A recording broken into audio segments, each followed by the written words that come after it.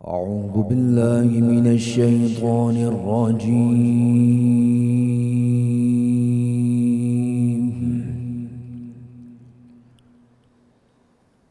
بسم الله الرحمن الرحيم.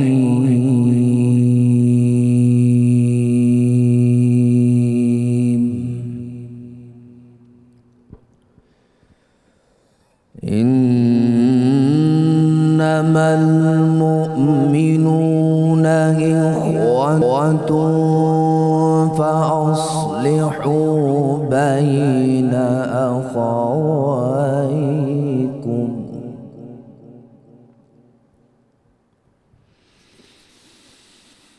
إنما المؤمنون إخوة فأصلحوا بين أخويكم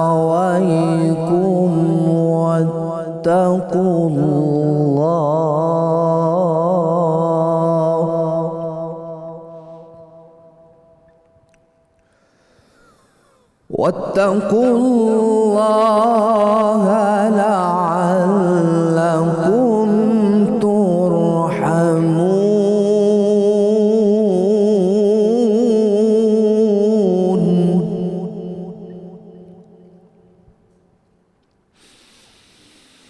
يا أيها الذين آمنوا لا يسخر قوم من قوم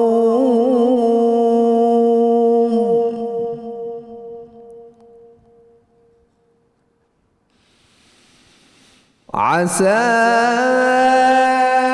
أن يكونوا خيرا منهم ولا نساء من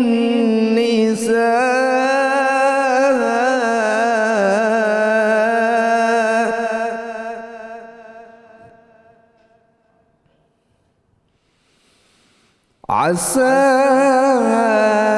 أن يكن خيرا منهن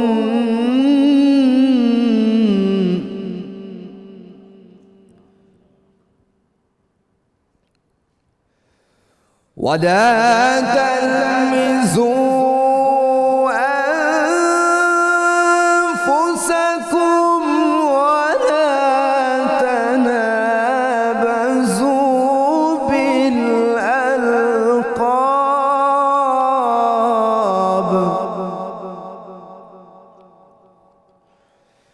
بئس الاسم الفسوق بعد الإيمان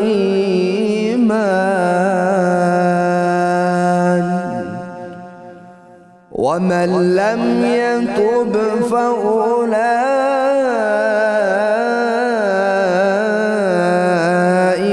هم الظالمون.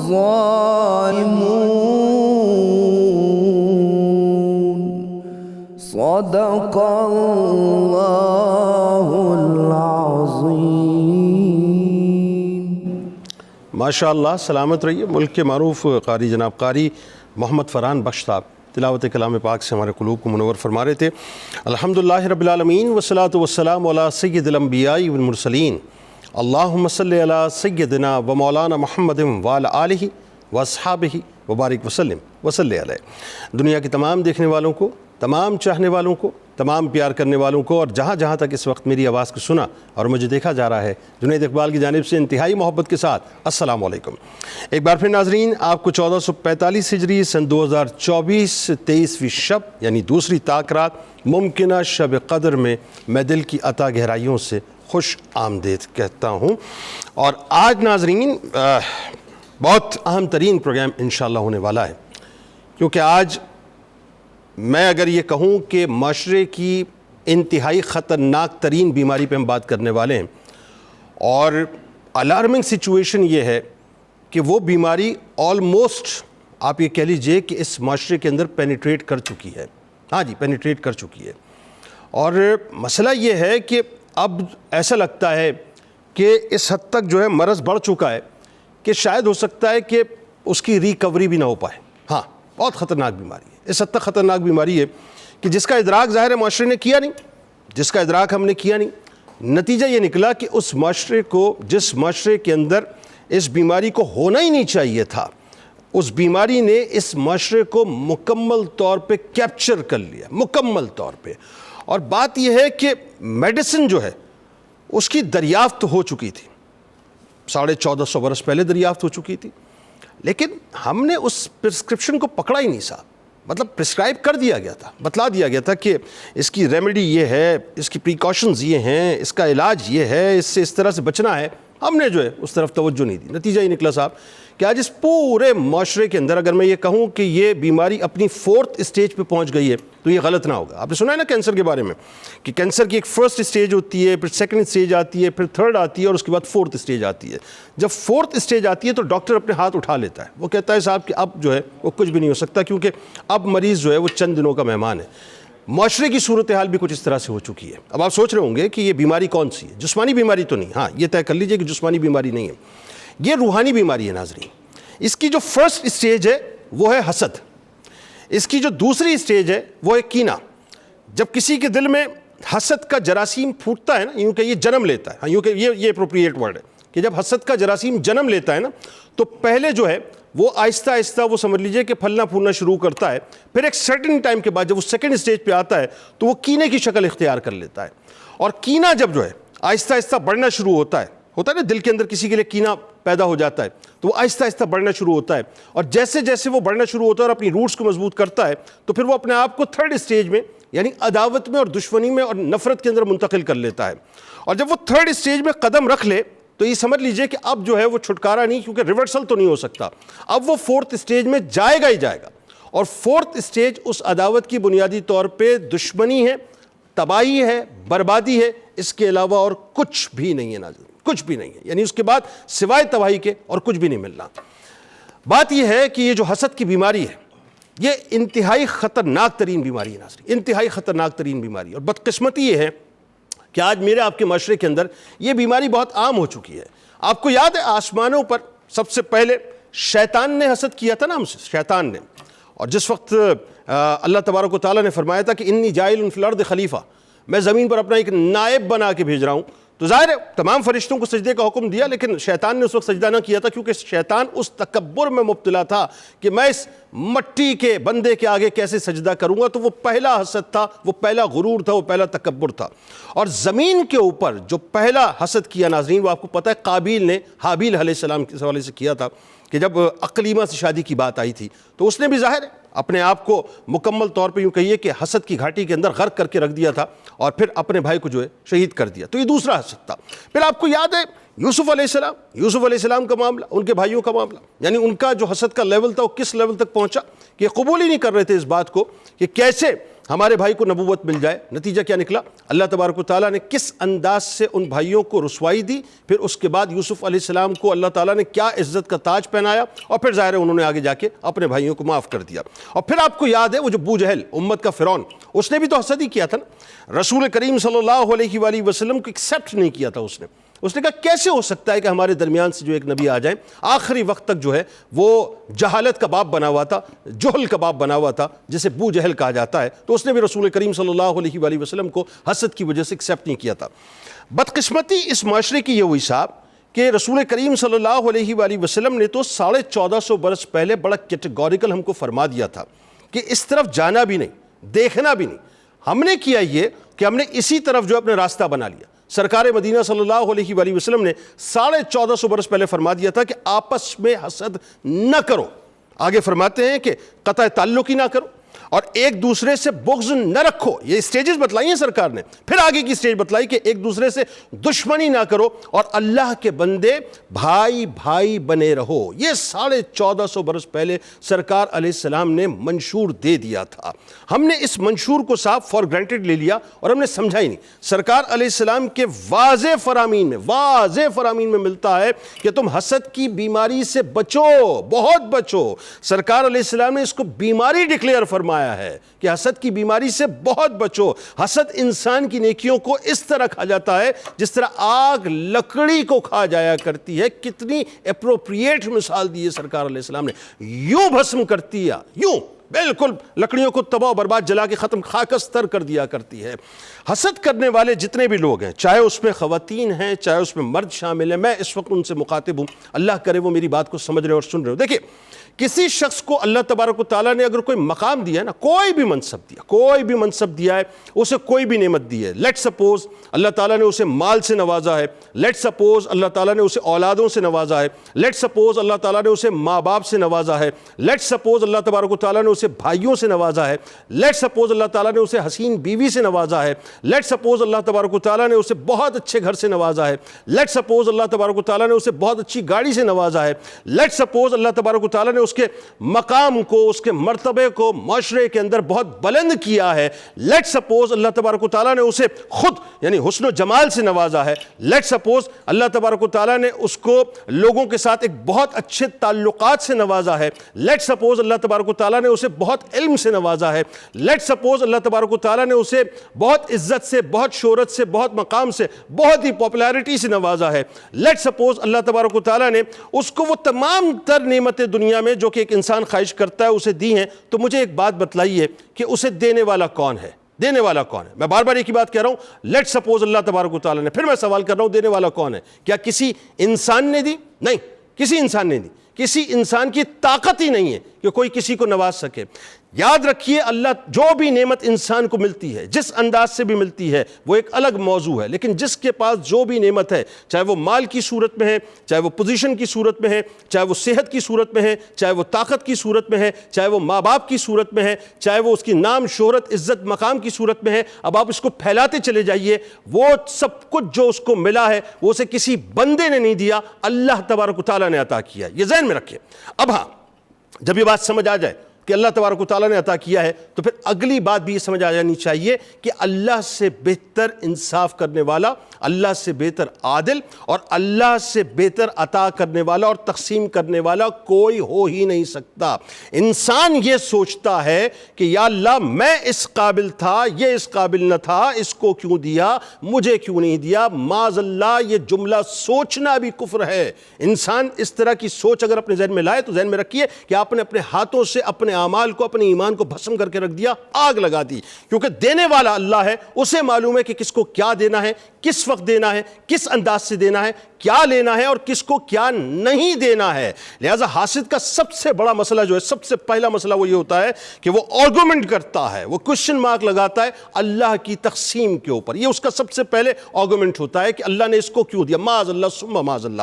دوسرا مسئلہ حاسد کا یہ آ جاتا ہے کہ جب وہ یہ سوچ لیتا ہے کہ اللہ نے اس کو کیوں دیا, تو اب وہ اندر ہی اندر کسمسانا شروع ہوتا ہے, اب کینہ جو ہے پلنا شروع ہوتا ہے, اور وہ سوچتا ہے کہ کاش اس سے یہ ساری نعمتیں چھن جائیں جو اسے ملی ہیں, مجھے کیوں نہیں ملی ہیں. یہ اس کا دوسرا وار ہوتا ہے جو اندر ہی اندر کینے کی صورت میں پلنا شروع ہو جاتا ہے. پھر تیسرا اسٹیپ, یعنی وہ جو کینسر کا تیسرا اسٹیج ہے, وہ جا کر اس پہ کھڑا ہو جاتا ہے, اور وہاں سے شروع ہوتی ہے عداوت, وہاں سے شروع ہوتی ہے دشمنی, وہاں سے شروع ہوتا ہے بغض. اور اس عداوت, دشمنی اور بغض کے چکر کے اندر وہ مختلف قسم کے عاملین کے پاس جاتا ہے, وہ مختلف قسم کے جادوگروں کے پاس جاتا ہے, وہ جادو ٹونے کرواتا ہے, وہ سفلی علم کرواتا ہے, وہ 2 نمبر کام کرواتا ہے, وہ اپنا پیسہ بھی برباد کرتا ہے, اپنا ایمان بھی برباد کرتا ہے, اور صرف اس لیے کرتا ہے کہ وہ چاہتا ہے کہ جتنی نعمتیں اس کو ملی ہیں وہ اس سے چھن بھی جائیں اور وہ تمام کی تمام نعمتیں اس کے پاس آ بھی جائیں. لیکن نتیجہ کیا نکلتا ہے؟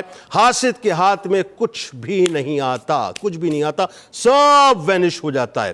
اس کی عزت بھی جاتی ہے, اس کی توقیر بھی جاتی ہے, اس کا مال بھی جاتا ہے, ہے، اس کی صحت بھی جاتی ہے، اور اللہ تبارک و تعالیٰ محسود کو اس سے زیادہ عطا کر دیا کرتا ہے۔ یہ ذہن میں رکھ لیں، دنیا میں کسی شخص کی کوئی طاقت نہیں ہے کوئی کسی کو کچھ دے سکے یا کسی سے کچھ لے سکے، یہ اللہ کی تقسیم ہے۔ اللہ نے جس کو دیا ہے، آپ کا کام یہ ہے کہ آپ اس کی عزت کریں، آپ کا کام یہ ہے کہ آپ اس کی عطا کردہ نعمت کے سامنے اپنے سر کو جھکائیں۔ اس ڈیٹیل میں نہ جائیے، اس کیلکولیشن میں، اس میتھمیٹکس میں نہ جائیے کہ صاحب اس کو کیوں ملا۔ بھائی جس نے دیا وہ اللہ ہے، جس نے لیا وہ اللہ ہے۔ مجھے اللہ نے نہیں دیا، یہ یقیناً اللہ کی مشیت ہے۔ اللہ مجھے دیتا، میں اس پہ راضی رہتا۔ اللہ نے مجھے نہیں دیا، میں اس پہ راضی ہوں۔ جس دن آپ کے ذہن میں یہ بات آ گئی، جس دن کہ اللہ تعالیٰ نے جو مجھے دیا ہے وہ سب سے اچھا ہے، جو سب سے بہتر ہو سکتا تھا اس دنیا کے اندر، اللہ تبارک و تعالیٰ نے مجھے عطا کر دیا، آپ بلیو کیجئے ناظرین، بلیو کیجئے، میری بات پہ بھروسہ کر لیجئے۔ یہ جو آپ کے اندر ایک انزائٹی ہے نا، انزائٹی،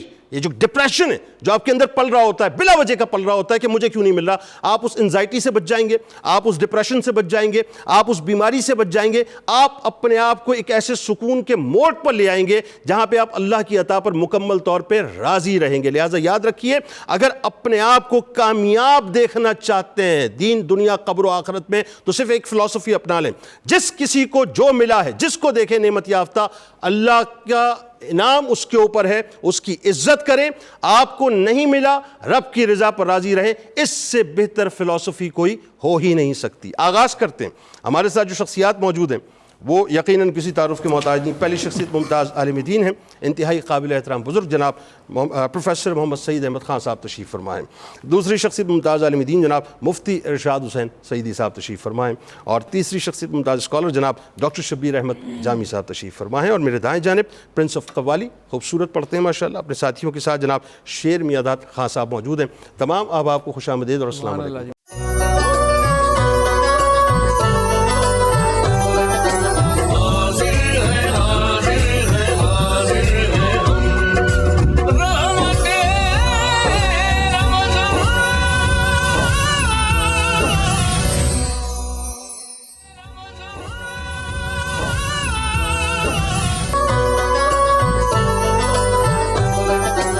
جناب ایک بار پھر میں آپ کو خوش آمدید کہتا ہوں، اور ناظرین آج کا بڑا انٹرسٹنگ پروگرام اس اعتبار سے کہ میرا خیال ہے کم و بیش ہر جگہ، ہر گھر کے اندر، ہر دل کے اندر کم و بیش یہ بیماری موجود ہے، جسے آپ حسد کی بیماری کہتے ہیں، عداوت کی بیماری کہتے ہیں، اور پھر یہ جو کینہ، حسد، بغض وغیرہ، یہ ساری چیزیں جو ہیں مل ملا کے پتہ نہیں ایک عجیب صورتحال اختیار کر لیتی۔ تو آغاز کرتے ہیں پروفیسر صاحب۔ سب سے پہلے تو میرا خیال ہے آپ بنیادی طور پہ یہ جو حسد کی جو مطلب ڈیفینیشن ہے یہ ذرا لوگوں کو سمجھائیے صاحب، اور لیکن اس سے پہلے جو خاص طور پہ میں چاہتا ہوں کہ جو شیطان کا، چونکہ میں نے ایک ذرا سا ذکر کیا، آسمانوں پر جو شیطان کا حسد تھا اس کی وجوہات کیا تھی، اور زمین پر جو قابیل نے سب سے پہلے حابیل علیہ السلام سے جو حسد کیا تھا اس کے بارے میں ذرا بتلائیے۔ بسم اللہ الرحمن الرحیم، اللہم صلی علی محمد وعلی آل محمد وبارک وسلم۔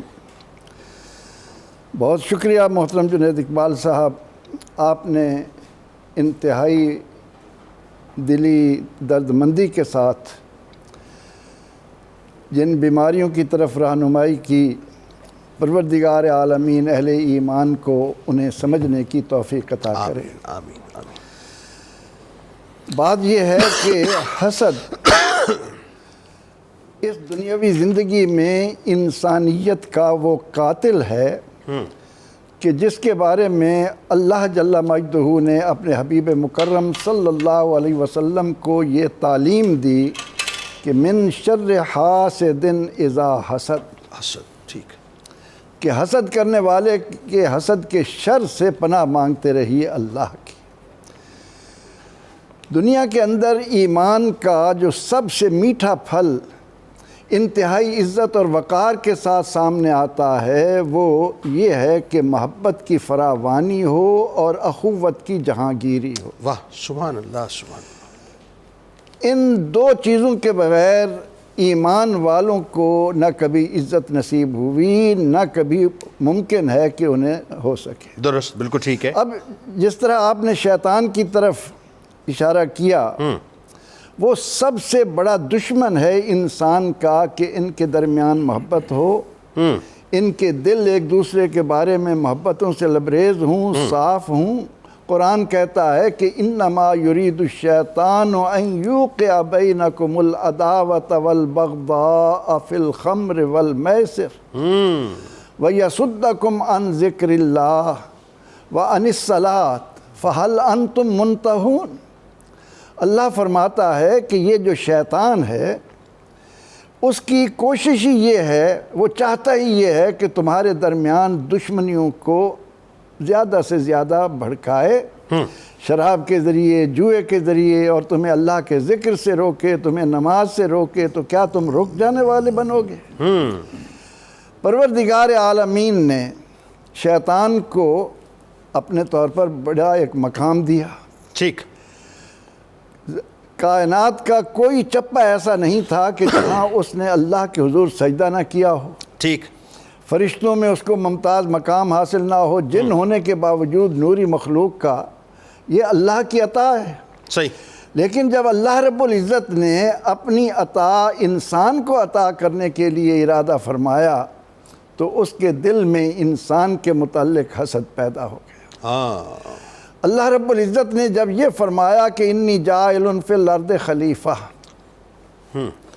تو اس نے یہ جان کر کہ انسان آگ، پانی، مٹی، ہوا جو ازداد کا ایک دوسرے کی ضد کا مرکب ہے، جی، اس سے وجود میں آئے گا، لیکن سب سے زیادہ اسے یہ خیال آیا کہ میری سرداری، میری سلطنت، میرا نام، میری نمود، میری نمائش یہ خطرے میں ہے۔ ٹھیک۔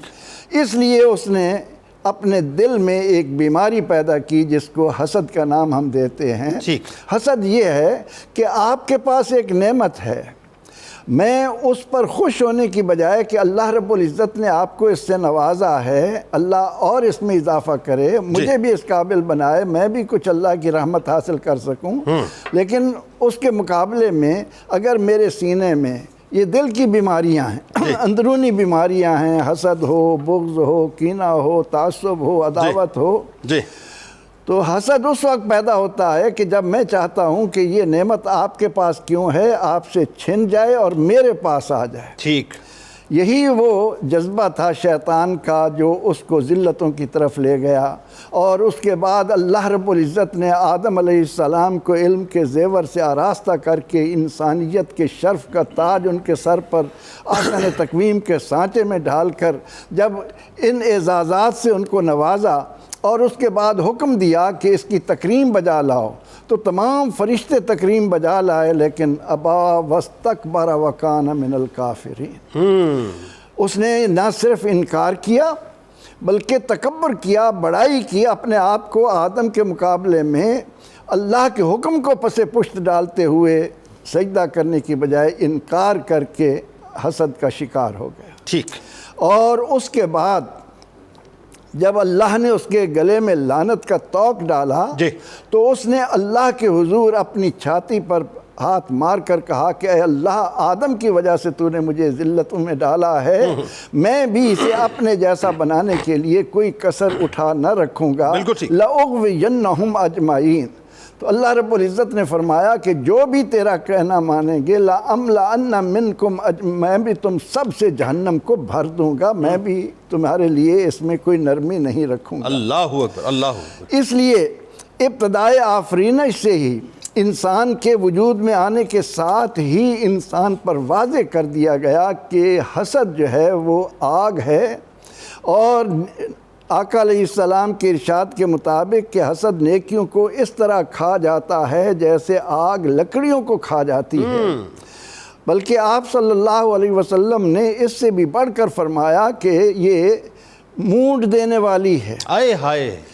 فرمایا کہ یہ نہ کہنا کہ یہ بال مونڈ دیتی ہے، بلکہ حسد وہ بیماری ہے جو دین کو مونڈ کر رکھ دیتی ہے۔ مونڈ کر رکھنے کا مقصد یہ ہے کہ دین ختم ہو گیا۔ اللہ۔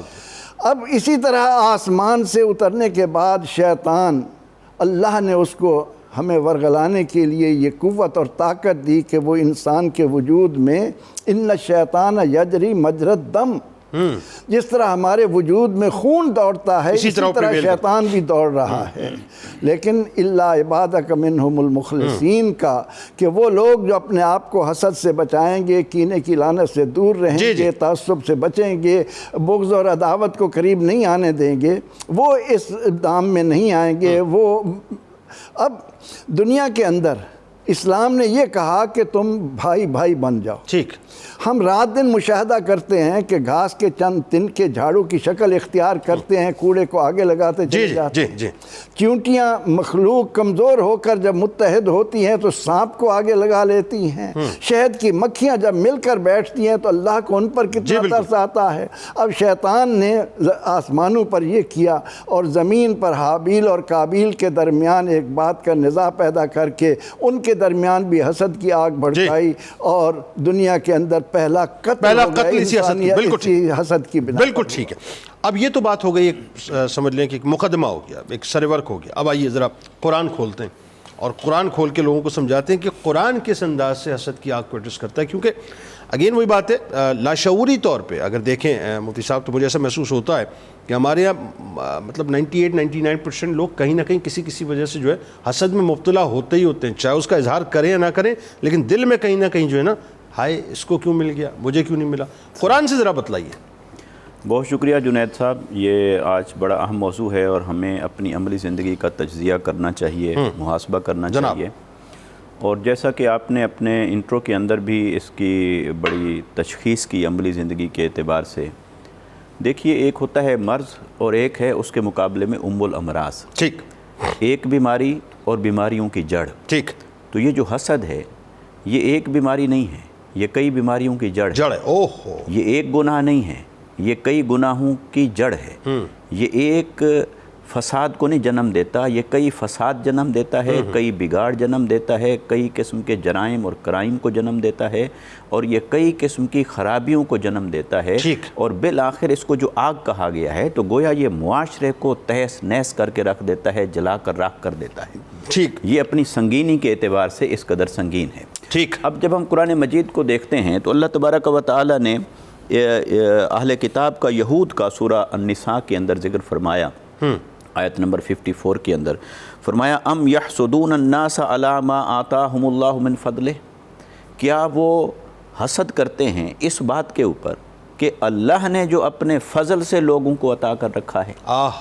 اب یہاں پر قرآن مجید نے حسد کی حقیقت اور اس کی ڈیفینیشن کو بیان کر دیا. اللہ اکبر. کہ گویا حسد کی اگر آپ تعریف کریں تو صوفیاء نے اسی آیت مبارکہ سے نقطہ لیا کہ حسد کیا ہے, اللہ کی تقسیم پر ناراض رہنا. اللہ کہ اللہ تبارک و تعالی نے کسی کو کوئی نعمت عطا کی ہے, کسی کو کوئی نعمت عطا کر رکھی ہے, چاہے وہ صورت کی ہے, سیرت کی ہے, مال کی ہے, جائیداد کی ہے, معاشرے کی ہے, منصب اور عہدے کی ہے, علم کی ہے, کسی بھی اعتبار سے ہے, تو اس نعمت کے اوپر حسد یہ ہے کہ اللہ نے اسے نعمت سے نوازا اور حاسد یہ چاہتا ہے کہ یہ نعمت اس کے پاس نہ ہو. اللہ.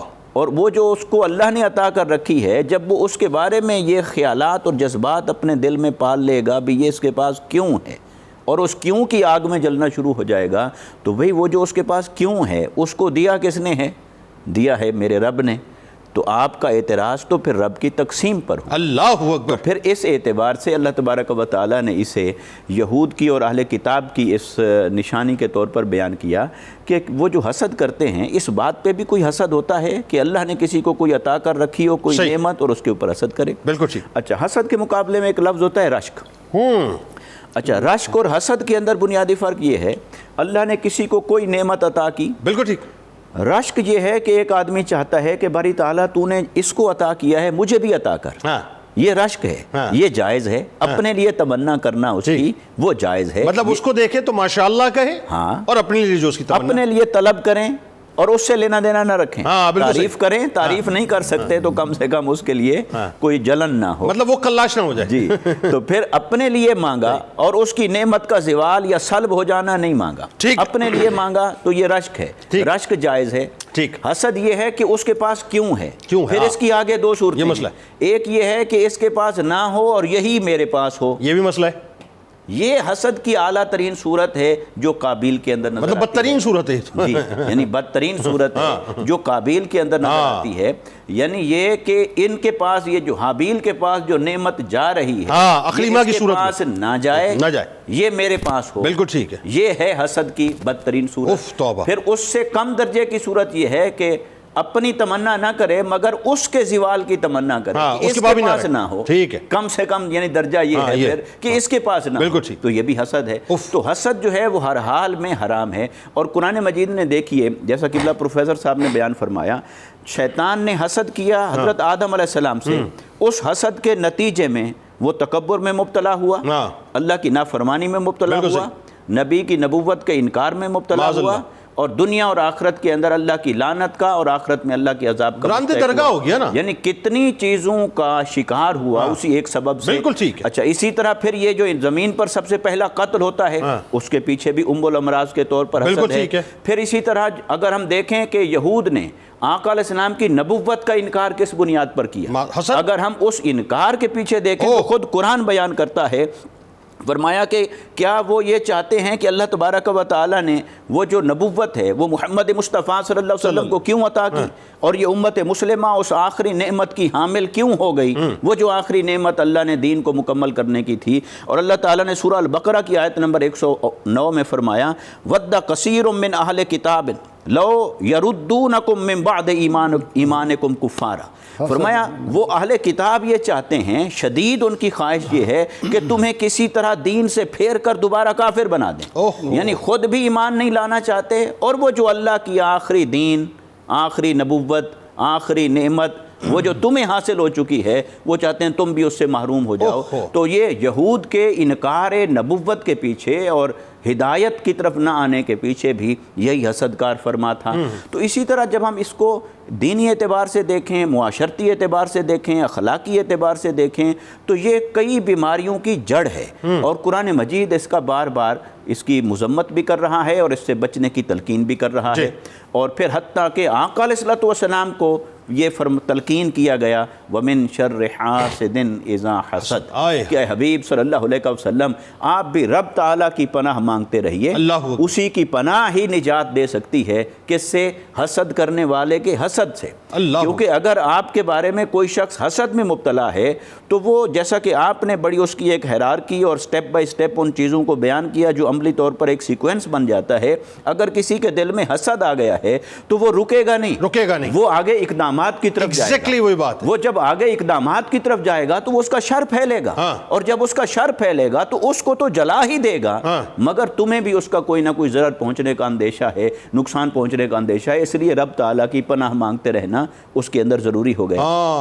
تو اسی طرح حسد ایک ایسی بیماری ہے، اخلاقی بیماری ہے، معاشرتی بیماری ہے، جس کے بڑے سنگین نتائج اور اثرات ہیں، بڑے گہرے ہیں، ہماگیر ہیں، ہمیں اپنا محاسبہ کرنا چاہیے۔ اور آخری جملہ اس میں یہ کہوں گا، کوئی آدمی جب دوسرے کو کہے گا نا کہ آپ اپنا جائزہ لیں کہ کہیں آپ کسی سے حسد میں مبتلا تو نہیں، تو وہ اسٹریٹ فارورڈ منع کر دے، وہ کہے گا نہیں مجھے تو حسد ہے ہی نہیں، میں تو کسی سے حسد نہیں کرتا۔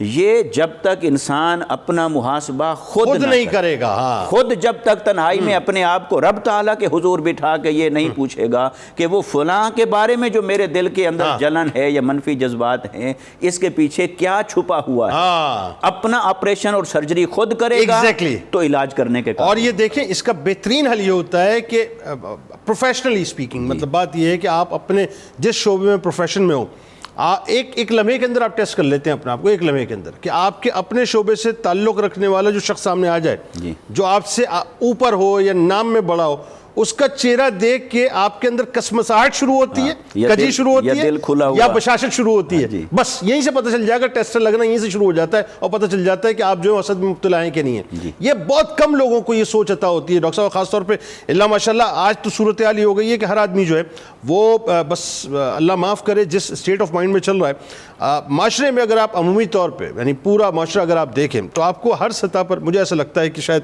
حسد جو ہے بے انتہا بڑھ چکا ہے، اور یہ بیماری جو ہے اب میں نے جو ابتدا میں کہا کہ مجھے لگتا ہے بہت حد تک عام ہو گئی ہے، یعنی اگر میں کہوں تو وہی بات ہے کہ 98-99% یہ بیماری شعوری اور لاشعوری طور پہ نظر آتی ہے۔ ذرا ایک اوور ویو تو کریں معاشرے کا، کہ پلس پہ ہاتھ تو رکھیں، ذرا بتائیں۔ بسم اللہ الرحمن الرحیم۔ اس اخلاقی بیماری کے بارے میں بڑی تشخیصی گفتگو ہو رہی ہے۔ حسد بنیادی طور پر اللہ تعالیٰ نے انسان کو جس میکانزم کے تحت بنایا ہے نا، ایک تو ہمیشہ بات یہ یاد رکھنی چاہیے کہ ہم جس دنیا میں رکھے گئے ہیں، عالم دنیا میں، یہ امتحان کی جگہ ہے، یہ آزمائش کی جگہ ہے، یہ انعامات کی جگہ نہیں۔ تو ہمیشہ یاد رکھیں جہاں آزمائش کی جگہ ہوتی ہے اس میں فطرتی طور پر اونچ نیچ ضرور ہوتی ہے۔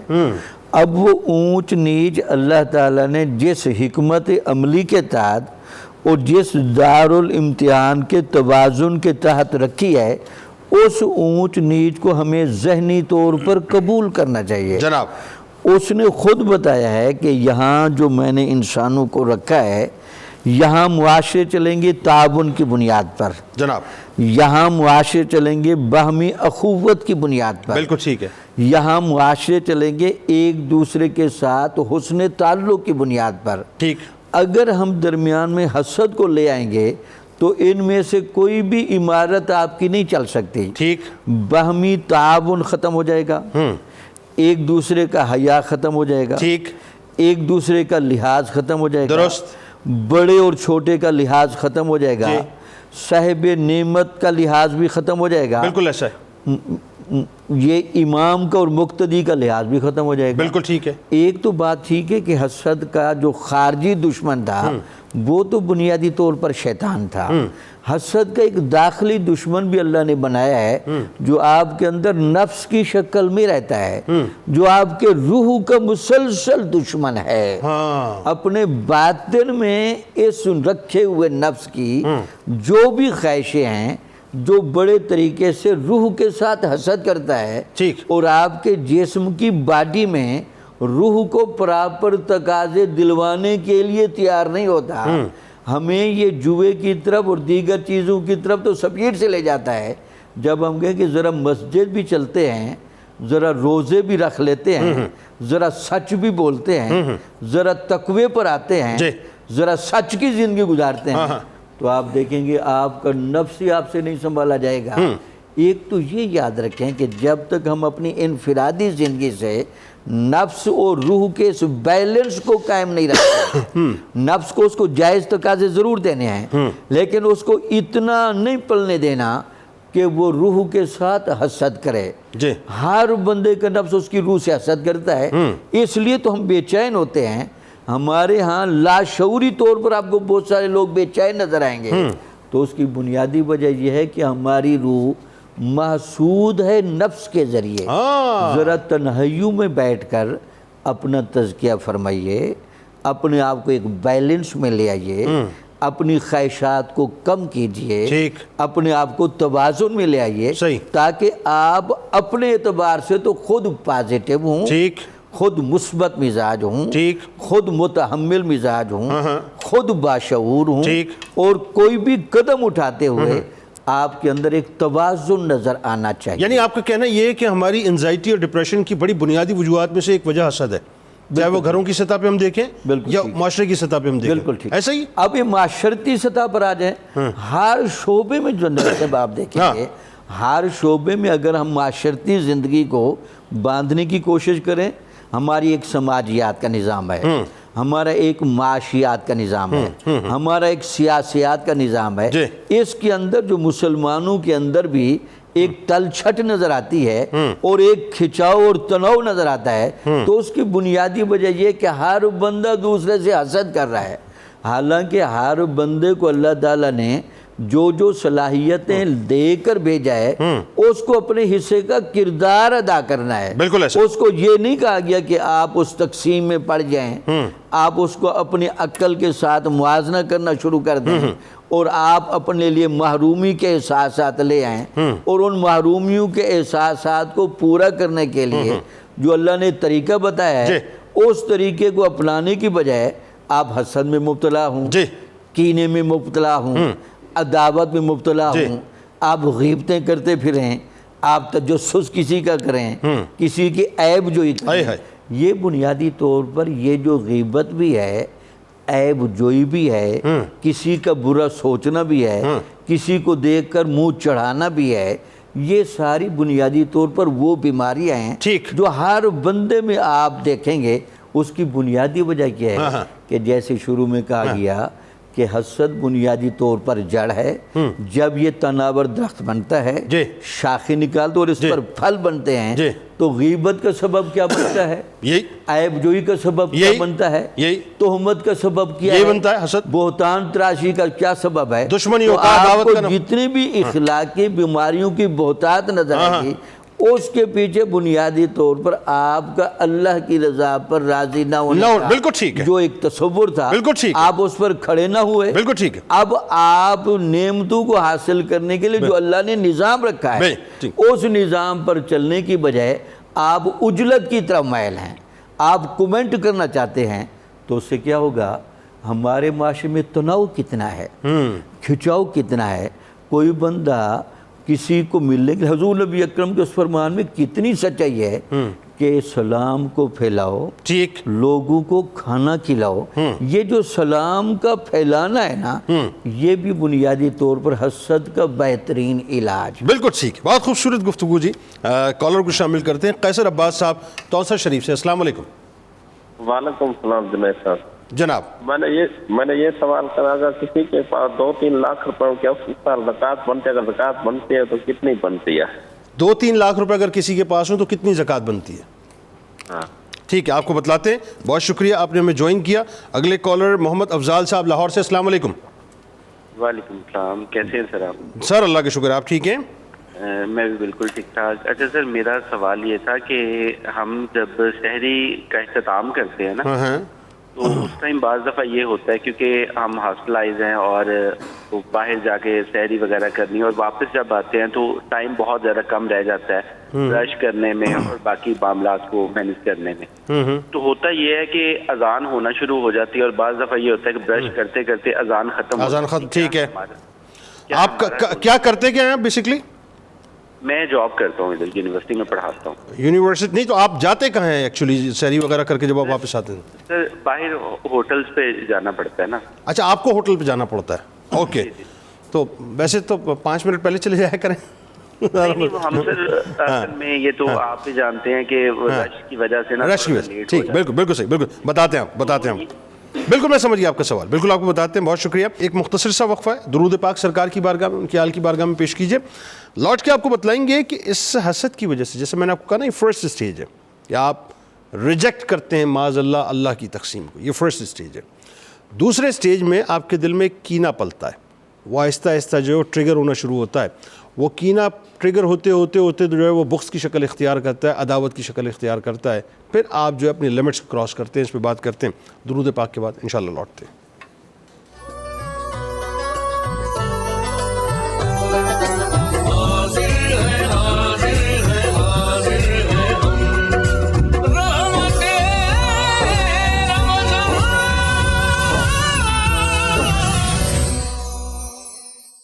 اچھا صاحب، اب ذرا بات کو آگے بڑھاتے ہیں۔ ایک تو ظاہر ہے جو اوور ویو اس وقت ڈاکٹر صاحب نے دیا، اس حسد کی وجہ سے آپ دیکھیے کہ معاشرے کے اندر ہمارے یہاں بھئی اس کو یہ منصب کیوں مل گیا، اس کو یہ مقام کیوں مل گیا، یہ اس کو کیوں ملا، یہ اس کو کیوں ملا۔ اس چکر کے اندر کسی بھی آپ شعبے میں اٹھا لیجئے، کسی بھی شعبے میں، چاہے آپ گھریلو زندگی کی بات کر لیں، چاہے آپ آفیسز کی بات کر لیں، چاہے آپ بزنس پوائنٹس کی بات کر لیجئے، چاہے آپ سوری ٹو سے ادب کے ساتھ کہ اگر آپ مذہب کے شعبے میں بات کریں تو وہاں بھی یہ صورتحال ہو گئی، سیاست کی بات کریں تو وہاں تو بدرجہ اولیٰ آپ کو نظر آتا ہے کہ بغض اور عداوت جو ہے وہ آپ کو ہر طبقے میں بہت عام سی بات اب نظر آتی ہے۔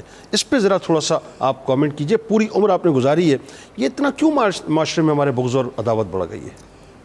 معاشرے کے اندر کینے اور عداوت کا اس حد تک بڑھ جانا، اس کا سبب تو ہم یہ کہہ سکتے ہیں کہ ایک غصہ ہے، ہم یہ کہہ سکتے ہیں کہ اس کا بہت بڑا سبب ایک دوسرے کے متعلق بدگمانی ہے، لیکن حقیقت یہ ہے کہ ہمیں نہ اللہ کی پکڑ کا ڈر ہے، ٹھیک، اور نہ ہمارے اندر ان ابدی نعمتوں کو پانے کی کوئی طلب ہے۔ بالکل ٹھیک۔ پروردگار عالمین تو اپنے بندوں کو تعلیم دیتا ہے کہ تم یہ کہو کہ لا تجعل فی قلوبنا غلا للذین آمنوا ربنا انک رؤوف الرحیم، اے اللہ ہمارے دلوں کو کینے سے پاک کر دے۔ ٹھیک۔ دوسری طرف ہم حدیث مبارکہ میں دیکھتے ہیں کہ رسول اکرم رحمت عالم صلی اللہ علیہ وسلم تشریف فرما ہیں، صحابہ موجود ہیں، اور آپ انہیں بشارت دیتے ہیں کہ ابھی تمہارے پاس ایک جنتی شخص آئے گا۔ صحابہ نے دیکھا کہ ایک انصاری صحابی ہے، کیا کمال، ریش مبارک سے پانی کے قطرے ٹپک رہے ہیں۔ اب دوسرے دن بھی ایسے ہوا، حضور علیہ السلام نے فرمایا ابھی تمہارے پاس ایک جنتی ہے۔ صحابہ نے دیکھا وہی شخصیت اسی انداز سے۔ تیسرے دن بھی آپ نے دیکھا تو عمر بن العاص رضی اللہ عنہ کہتے ہیں کہ مجھے شوق ہوا کہ میں جا کر 3 دن اس کے پاس قیام کروں، جن کو رسول اکرم رحمت عالم صلی اللہ علیہ وسلم زندگی میں جنت کی بار بار بشارت دے رہے ہیں۔ حضرت عبداللہ ابن عمر رضی اللہ عنہ، عبداللہ ابن عمر بھی بعد میں عمر بن العاص کا بھی لکھا، تو وہ فرماتے ہیں کہ میں نے عذر پیش کیا کہ میں آپ کے پاس 3 دن رہنا چاہتا ہوں، انہوں نے قبول کیا کہ ہاں رہیں۔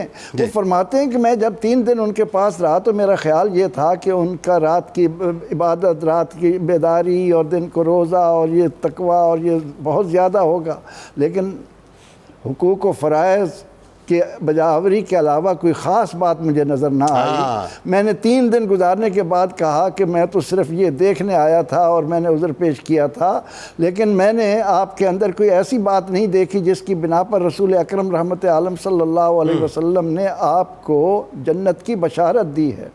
جب فرماتے ہیں میں آنے لگا تو بعد میں انہوں نے مجھے پیچھے سے آواز دی اور فرمایا کہ سنو، ایک بات میرے اندر یہ ہے کہ میرے دل میں کسی کے متعلق کوئی عداوت اور کینہ نہیں ہے، یعنی رات جب میں سوتا ہوں تو دل کو صاف کر کے سوتا ہوں، میرا دل ان سے پاک ہے۔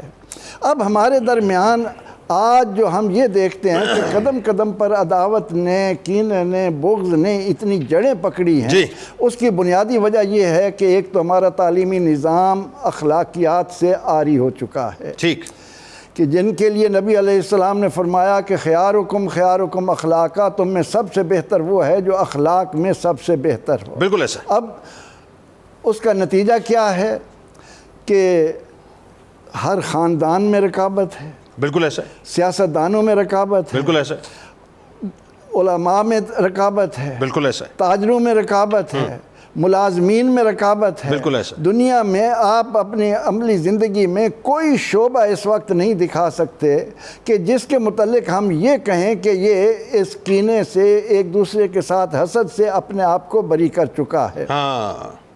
اب امام غزالی رحمۃ اللہ علیہ نے یہ جو فرمایا کہ قیامت کے دن 4 طبقے سب سے پہلے 1 سال حساب و کتاب سے قبل جہنم میں ڈال دیے جائیں گے۔ اچھا، وہ کون ہے؟ کہا گیا کہ ایک تو وہ طاقتور لوگ ہیں، عمراء ہیں جو ظلم کرتے ہیں۔ اوکے۔ نمبر 2 وہ لوگ ہیں جو عرب ہو کر عصبیت کا شکار ہیں۔ اوکے، یعنی اس کا مطلب عصبیت جو ہے وہ سب سے خطرناک ہے۔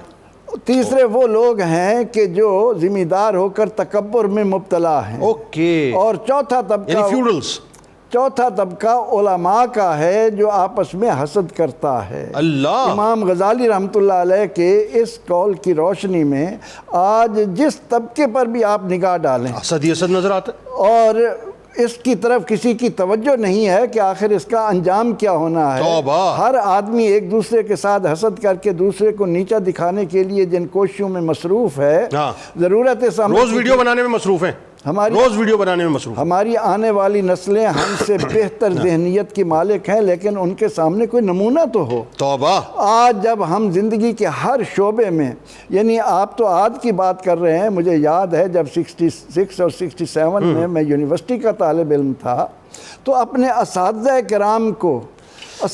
کرام کو کہ جو ایک ہمارے لیے رول ماڈل ہیں، ان کو ایک دوسرے کے متعلق برے نام رکھتے، برے لقب سے پکارتے ہم اس وقت دیکھتے تھے، اور اب وہ پودا آہستہ آہستہ جڑیں مضبوط کرتا ہوا اپنی اس قدر پنجے گاڑ چکا ہے کہ اس وقت آپ اپنی معاشرتی زندگی میں کسی بھی شعبے کے اندر چلے جائیں، اساتذہ کرام میں یہی عالم ہے۔ اور سب سے بڑھ کر جو میڈیا کے ذریعے آج ہم سیاستدانوں کا کردار قوم کو دے رہے ہیں، توبہ، اور اس جلن الامان الحفیظ مطلب کانوں کو ہاتھ جاتے اس ہی جلن نے ہمیں آنے والی نسلوں کو اس میں اور زیادہ دھکیلا ہے. ضرورت اس امر کی ہے کہ ہم سب سے پہلے علماء کی ذمہ داری ہے ٹھیک ہے کہ وہ اپنے درمیان پیار اور محبت کا وہ منظر لوگوں کو دکھائیں کہ رسول رحمت صلی اللہ علیہ وسلم نے فرمایا لا تدخلون الجنت حتی تؤمنوا، تم اس وقت تک جنت میں نہیں جاؤ گے جب تک مومن نہ بنو. ولا تؤمنوا حتی تحابوا، اور تم اس وقت تک مومن نہیں بن سکتے جب تک ایک دوسرے سے محبت نہ کرنے ہائے لگ ہائے جاؤ. ہائے ہائے ہائے اولا ادلکم علی شیء اذا فعلتموہ تحاببتم، کیا میں تمہیں اس چیز کی رہنمائی نہ کروں کہ جب تم وہ کرنے لگ جاؤ تو تمہارے درمیان محبت کو فروغ ہو. افشوا السلام بینکم، ہاں سلام سلام کو عام کرو. بالکل ٹھیک. اب سلام کے لیے بھی میں انتظار کرتا ہوں کہ میں دیندار آدمی ہاں، ہوں، پہلے کوئی مجھے میرا سلام یہ کرے. نمازی میرا مقتدی مجھے سلام پہلے کرے، میرا شاگرد مجھے پہلے. آقا علیہ الصلاۃ والتسلیم بچوں کو سلام کرنے میں پہل کریں. جی. ہم ان چیزوں سے ہٹ گئے، اخلاقیات کو ہم نے پس پشت بالکل ڈالا. ایک ہی چیز ہمارے سامنے رہی کہ کسی نہ کسی طرح میرا نام آنا چاہیے، ہم ڈومینیٹ کریں. اور ایک اور چیز آپ ذرا اس پہ بھی کامنٹ کیجئے پروفیسر صاحب. پہلے تو یہ تھا نا کہ دیکھیں بات گھروں تک ہوتی تھی، ٹریول کرتے کرتے بڑھتی تھی، حسد کی صورت میں، بغض اور کینے کی صورت میں. بات مساجد میں بھی اگر ممبر پہ ہوتی تھی تو ٹریول کرتے کرتے آگے بڑھتی تھی، حسد کی صورت میں، بغض کی صورت میں. بات سیاسی جلسوں میں بھی اگر ہوتی تھی تو بات ٹریول کرتے کرتے بڑھتی تھی، خبر بنتی تھی، خبر پڑھی جاتی تھی.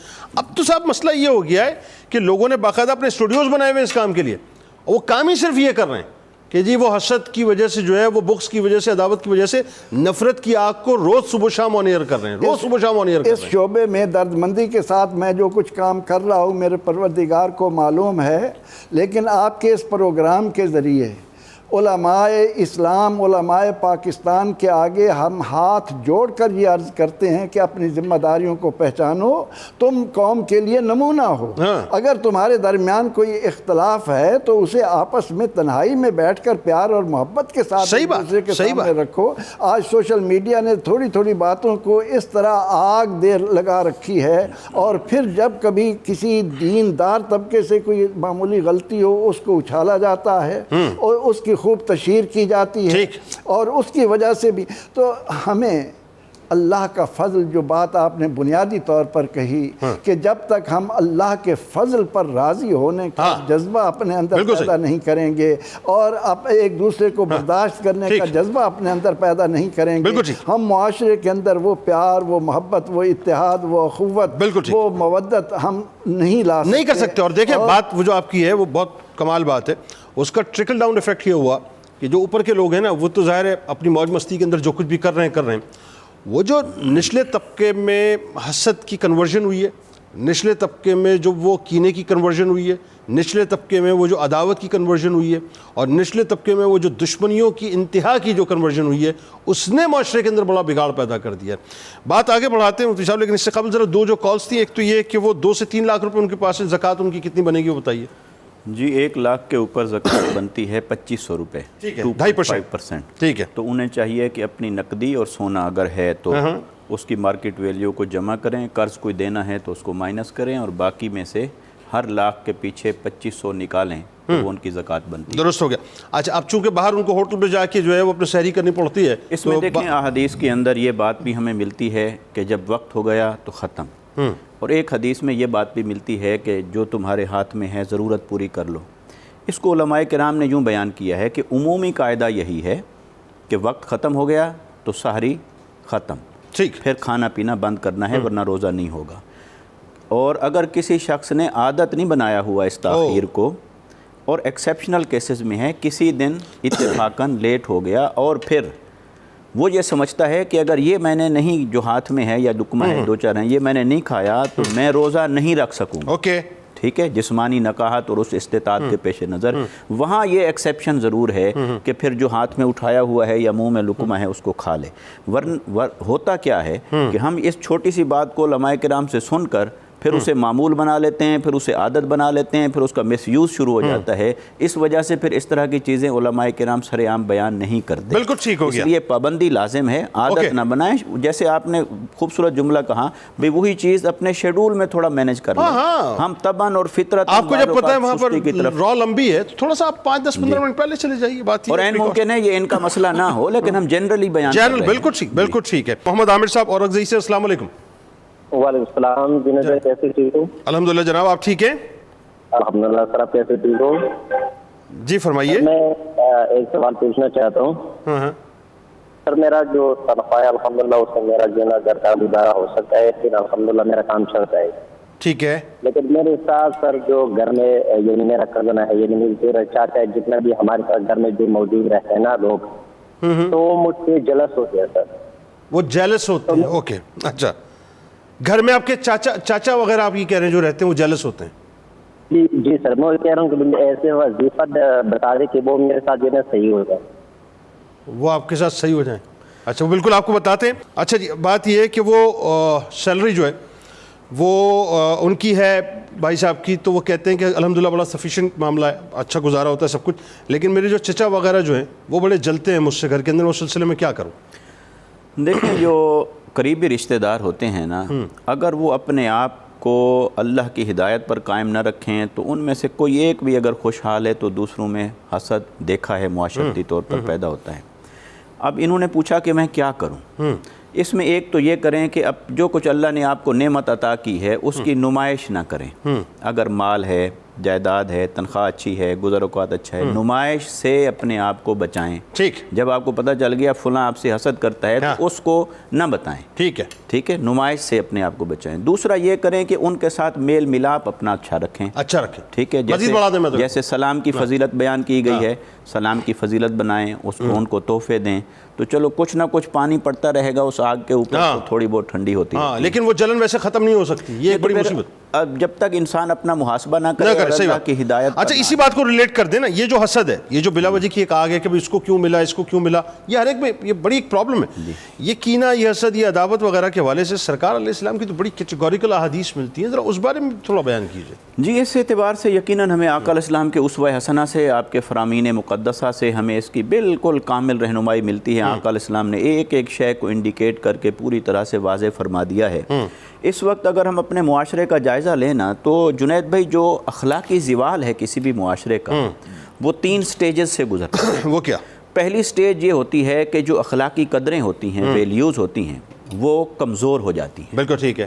دوسرا درجہ یہ آتا ہے جب زوال گہرا ہو جائے تو وہ اخلاقی قدریں مٹ جاتی ہیں، ختم ہو جاتی ہیں۔ اوکے۔ اور تیسرا درجہ یہ آتا ہے کہ وہ اخلاقی قدریں ریپلیس ہو جاتی ہیں۔ اوکے، یعنی بری چیزوں کو اچھا ٹائٹل اور اچھا عنوان دیا جانے لگ جاتے ہیں۔ میرا خیال ہے کہ تینوں اسٹیجز ہم نے کراس کر لی ہیں۔ ہم اگر اپنی سوسائٹی کا جائزہ لیں نا اس وقت، یعنی ہماری اخلاقی قدریں نہ صرف کمزور ہو گئیں، نہ صرف ختم ہو گئیں، بلکہ اس کی جگہ پر ہم نے بری اقدار کو اٹھا کر رکھا، اور اب اس پہ تفاخر کرنا، گناہ کو تو ہم گناہ ہی نہیں سمجھ رہے، اس پہ فخر کرنے لگے۔ بالکل صحیح۔ اور دیکھیے کہ عقل بڑی عیار ہے، 100 بھیس بدل لیتی ہے۔ یعنی ہم نے نمائش کو ہر حال میں تحدیث نعمت کہنا ہے۔ تحدیث نعمت کے لیے ہے نمائش، دل کا اگر جائزہ لیں تو اس کے پیچھے چھپے ہوئے جذبات آپ کو بتا دیں گے، اپنے آپ سے جھوٹ نہیں بول سکتا انسان کہ یہ نمائش ہے، لیکن ہم اسے شو کیا کریں گے؟ تحدیث نعمت۔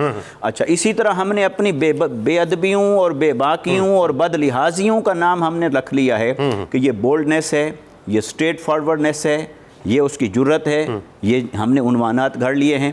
اسی طرح کرپشن ہے، اس کو ہم نے ضرورت کا عنوان دے رکھا ہے۔ بالکل ٹھیک ہے، ٹھیک ہے۔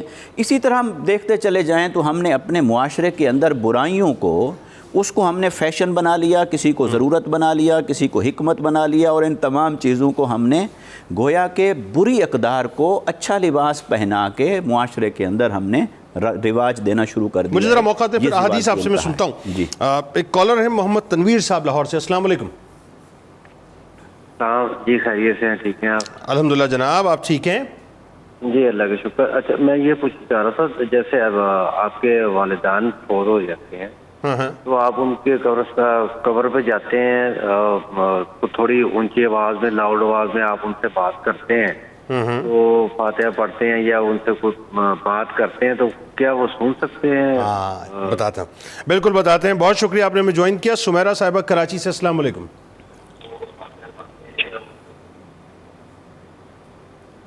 سمیرہ صاحبہ ٹیلی ویژن کی آواز کو بند کر دیں. ہلو، ٹیلی ویژن کی آواز کو بند کر دیں. میں 25 سال سے پروگرامز کر رہا ہوں، مجھے حیرت ہے، اور 25 سال سے میں ایک ہی بات کہہ رہا ہوں میری فرسٹ ڈے سے، ٹیلی ویژن کی آواز بند کر دیں. 25 سال میں اس قوم نے ٹیلی ویژن کی آواز ہی بند نہیں کی. جی السلام علیکم.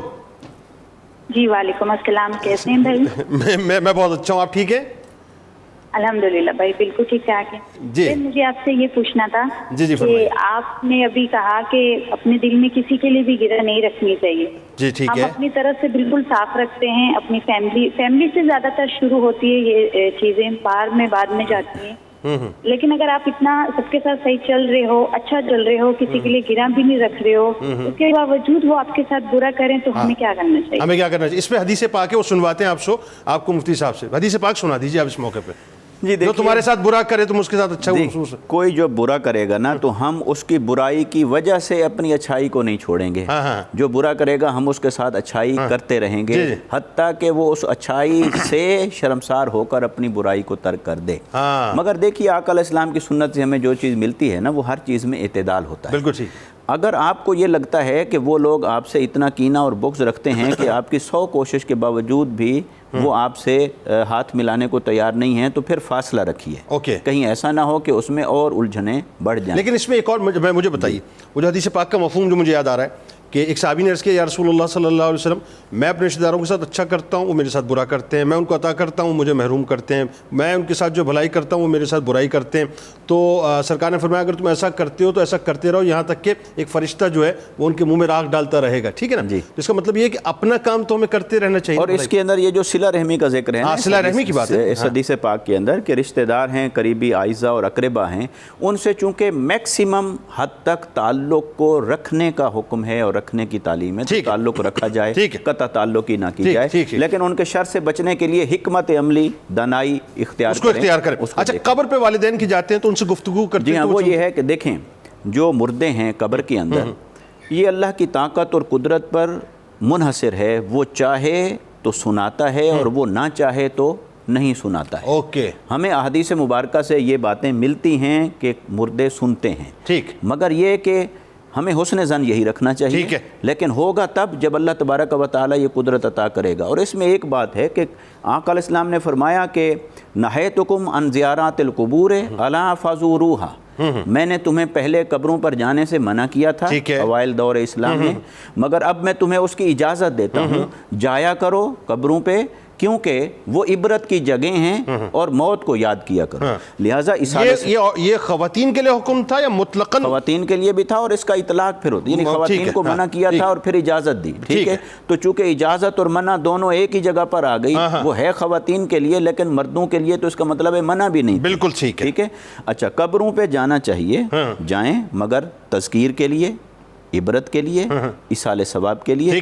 یہ عقیدہ لے کر نہ جائیں کہ میں جو بات کرنے جا رہا ہوں وہ میری بات سنیں گے اور میں ان کو، وہ ٹھیک ہے ایک دل کو دلاسا دینے کے لیے ہے، مگر اللہ جب چاہے گا تو آپ کی بات پہنچے گی اور اللہ نہیں چاہے گا تو نہیں پہنچے گی. لیکن بات یہ ہے کہ وہ عالم اور ہے، یہ عالم اور ہے. عالم برزخ ہے، یہ عالم دنیا ہے. تو ہم اس کو کیوں قیاس کرتے ہیں کہ جی ضرور وہ اس طرح ہی سن رہے ہیں جیسے ہم سن رہے ہیں؟ وہ ایک الگ عالم ہے. ہم عالم ارواح میں تھے، عالم ارواح میں اور کیفیت تھی، عالم دنیا میں اور ہے، عالم برزخ میں. لیکن ایک بات تو ضرور ہے، میں شاید ہو سکتا ہے اپنی بات سمجھا پاؤں کہ بات تو درست ہے آپ کی، لاجیکل تو ظاہر ہے بات تو یہی ہے. لیکن وہ ماں باپ سے کچھ کنیکٹیوٹی اولاد کی ایسی ہوتی ہے کہ اولاد یہ سمجھتی ہے کہ میں اگر قبر پہ جا کے بھی اپنا حال دل جو ہے وہ سنا کے آ جاؤں گا تو وہ سن بھی رہے ہیں اور ان تک بات پہنچ بھی رہی ہے. احادیث میں یہ بات تو موجود ہے کہ سنتے ہیں. ٹھیک ہے. مگر یہ دکھڑے نہیں جا کے وہاں سنانے ہوتے کہ میرے ساتھ فلاں نے یہ کر دیا، فلاں نے یہ کر دیا. یہ دنیا کی چیزیں ہوتی ہیں نا، جو شخص عالم برزخ میں چلا جاتا ہے وہ ہر اس شے سے بری و ذمہ ہو جاتا ہے جو ہماری نفسانی چیزیں ہوتی ہیں اور معاشرتی چیزیں ہوتی ہیں. لہٰذا مردے سنتے بھی ہیں لیکن جب اللہ چاہے. یہ عقیدہ ضرور ساتھ رکھنا چاہیے کہ اللہ کی دی ہوئی طاقت اور قدرت سے ہی یہ چیز. بالکل ٹھیک ہے. بات تھوڑا سا سر اور آگے بڑھائیے اور اب ذرا ایک جو بڑی ایک $1 ملین کوشچن ہے یہ. اور یہ اس طرح سے کہ بہت سے لوگوں کو پتہ ہی نہیں چلتا کہ ایکچولی وہ جو ان کے اندر حسد پل رہا ہے اس کی سمٹمز مطلب بیسکلی اس کی وجوہات کیا تھیں, اسباب کیا بنے. مطلب کبھی کبھی ایسا ہوتا ہے کہ انسان حسد کی بیماری میں شدید ترین مبتلا ہو جاتا ہے, اور جیسے میں نے ابتدا میں کہا تھا نا کینسر جیسی صورتحال کے وہ فرسٹ سیکنڈ تھرڈ اور فورتھ اسٹیج کے اوپر پہنچ جاتی ہے اور انسان کو پتہ ہی نہیں چلتا کہ وہ فورتھ اسٹیج کا کیریئر بن چکا ہے وہ. تو اس کے پیچھے جو اسباب ہیں ذرا اس کے بارے میں بتائیے, کیا کیا اسباب بن سکتے ہیں؟ بسم اللہ الرحمن الرحیم. امام غزالی رحمۃ اللہ علیہ نے اپنی کتابوں میں اس پر بڑی ڈیٹیل سے بات کی ہے. وہ کہتے ہیں جی اللہ تعالیٰ نے بندے کے دل کے اندر محبت اور جوش کے جو جذبات رکھے ہیں نا وہ تو کسی اور مقصد کے لیے تھے. محبت کے جذبات بھی رکھے انسان کے دل میں اور جوش کے جذبات بھی رکھے. جوش کے جذبات نے وابستہ ہونا تھا جذبہ جہاد سے. اوکے. جوش کے جذبات نے استعمال ہونا تھا جذبہ غیرت سے. جوش کے جذبات نے وابستہ ہونا تھا جذبہ حمیت سے. جی. ہوا یہ جو ہم سے غلطی ہو جاتی ہے, ہماری جو دل کے اندر جوش کا جذبہ ہے ہم اس کو پازیٹیو جگہ پر رکھنے کی بجائے اس کو ہم کھلا چھوڑ دیتے ہیں. ٹھیک. اب وہ چیز دل میں تو ہے. جس طرح محبت کو اللہ تعالیٰ نے انسان کے دل میں رکھا تو بنیادی طور پر تو محبت ہونی چاہیے اللہ سے. ٹھیک ہے. محبت ہونی چاہیے اللہ کے رسول سے. ٹھیک ہے. محبت ہونی چاہیے والدین سے. محبت ہونی چاہیے اپنے گھر والوں سے. اب وہ محبت کے جذبات کو بھی ہم جب کھلا چھوڑ دیتے ہیں تو ہمیں محبت کے جذبات میں بہت ساری برائیاں نظر آتی ہیں. اسی طرح یہ جو جوش کے جذبات تھے جب ہم اس کو کھلا چھوڑتے ہیں تو یہ حسد کے جذبات کی طرف جوش کے جذبات بڑھ جاتے ہیں. یعنی بندہ اپنے آپ کو مینج نہیں کر سکتا کہ یہ حسد ہو کیوں گیا, حالانکہ چاہیے یہ تھا کہ جوش کے جذبات کسی خاص مقصد کے لیے رکھے گئے تھے. آپ کو جوش کے ساتھ ہوش بھی رکھنا چاہیے تھا. اب جوش کے جذبات نے ہی آپ کو جب کسی بندے پر نعمت دکھائی تو فوراً بھڑک اٹھا, جی دنیا میں بھی رہتا ہوں, حق میرا بھی بنتا ہے, تو اس کو کیوں نعمت مل گئی؟ تو سوال یہ ہے کہ وہ اس کو اللہ نے نعمت دی, اللہ تعالیٰ کو اس کی کون سی خوبی پسند آئی, بالکل صحیح. اللہ تعالیٰ کے میکانزم میں کیا ماحول ہے. ایسا ہی ہے. اللہ تعالیٰ عدل بھی فرماتا ہے, بالکل ایسا ہے. فضل بھی فرماتا بالکل ہے, ایسا ہے. حکمت بھی اس کے یہاں ہے. تو اس کے ہاں تو ایک وسعت ہے. اب آپ چونکہ اس نظام سے پورے واقف نہیں تو آپ کو اور مجھے یہ آرڈر دیا گیا ہم سب کو کہ ہم اس کو ذرا چیک کریں, بالکل ٹھیک, اس پر حسد نہ کریں. ہم اللہ تعالیٰ سے دعا کر سکتے ہیں, اللہ تعالیٰ اس کو جس نظام کے تحت تو نے یہ نعمت دی ہے اس نظام کے تحت مجھے بھی. اچھا اس میں ایک بات کو ایڈ آن کر لیں تاکہ بات تھوڑی سی اور آگے بڑھ جائے. ہم یہ بھی کمپیریزن کرتے ہیں کہ میں تو اس سے زیادہ ٹیلنٹڈ تھا یا تھی, میں تو اس سے زیادہ حسین تھا یا تھی, یا میں اس سے زیادہ جو ہے اپنا انٹلیکچوئل ہوں یا مطلب خاتون کی حیثیت سے یا مرد کی حیثیت سے, یا میں اس سے زیادہ ریسورسز رکھتا ہوں, لیکن یہ اتنا آگے چلا گیا, ایون مطلب میں نے اس سے زیادہ محنت کی اور میرا سینیورٹی لیول جو ہے وہ اس سے زیادہ ہے اور یہ تو بالکل جونیئر ہے میرے بعد, لیکن اس کے باوجود اس نے ترقی کر لی. تو یہ بھی ہمارے اندر ایک خناس ہوتا ہے. بالکل ٹھیک. اور ایک بات ہمیشہ یاد رہے کہ اللہ تعالیٰ نے قرآن مجید میں خود ارشاد فرمایا, میں کسی کے ساتھ رتی کے رائے کے برابر بھی دانے کے برابر بھی ظلم نہیں کرتا. اللہ تعالیٰ نے بندے کو جس میکانزم پر رکھا ہوا ہے, اگر اس کے لیے عدل بہتر تھا تو عدل کیا ہے, فضل بہتر تھا تو فضل کیا ہے. کیا بات ہے. حکمت بہتر تھی تو حکمت کیا ہے. کبھی ماں کے بارے میں بھی آپ تصور کر سکتے کہ اپنے بچوں کو برا سوچ سکتی ہے, تو اللہ کے بارے میں جو ارحم الراحمین ہے اس کے بارے میں آپ نے یہ کیسے سوچ لیا؟ اگر آپ کو کسی جگہ رکھا ہے تو آپ نے ایسا کیوں فیل کیا؟ ایک واقعہ بھی تصوف کی کتابوں میں ملتا ہے. وہ کیا؟ ایک بزرگ جا رہے تھے تو انہوں نے خوبصورت آدمی نہر کے کنارے دیکھا. ٹھیک ہے. جب وہ قریب گئے تو وہ نابینا تھا. تو دل میں آ گیا اگر اللہ تعالیٰ اس کو آنکھیں دے دیتا, اتنا خوبصورت کڑیل جوان, تو یہ تو بہت اچھا ہوتا. اللہ تعالیٰ نے اس ولی کو سمجھانے کے لیے اس کو فوراً آنکھیں دیں. جو ہی اس کی آنکھیں, اس نے ایک ڈنڈا پکڑ لیا, جتنے لوگ گھوم پھر رہے تھے سب کو مارنا شروع کر دیا. اس ولی نے اللہ سے دعا کی جی اس کو نابینا ہی رکھے, یہ تو آپ بہتر جانتے ہیں کہ اس کو اگر آنکھیں دی گئی تو یہ تو نقصان کا باعث بنے گا. تو اللہ تعالیٰ بندوں کو بہتر جانتا ہے. اس نے جس پرزے, اسی لیے بہت سے لوگوں کے ہاتھوں میں ڈنڈا نہیں ہوتا, اس لیے جس پرزے کو اس نے جہاں رکھا ہے وہ اس پر اعتماد کرنا اور چاہیے. اگین وہی بات ہے, اس پرزے کو بھی جو ہے سمجھنا چاہیے کہ جتنا اس نے دے دیا یہ میری اوقات کے لیے بہت ہے, میری اوقات اتنی تھی نہیں تو بہت زیادہ مجھے دے دیا ہے. بالکل ٹھیک, بالکل ٹھیک. اس پہ گفتگو آگے کرتے ہیں.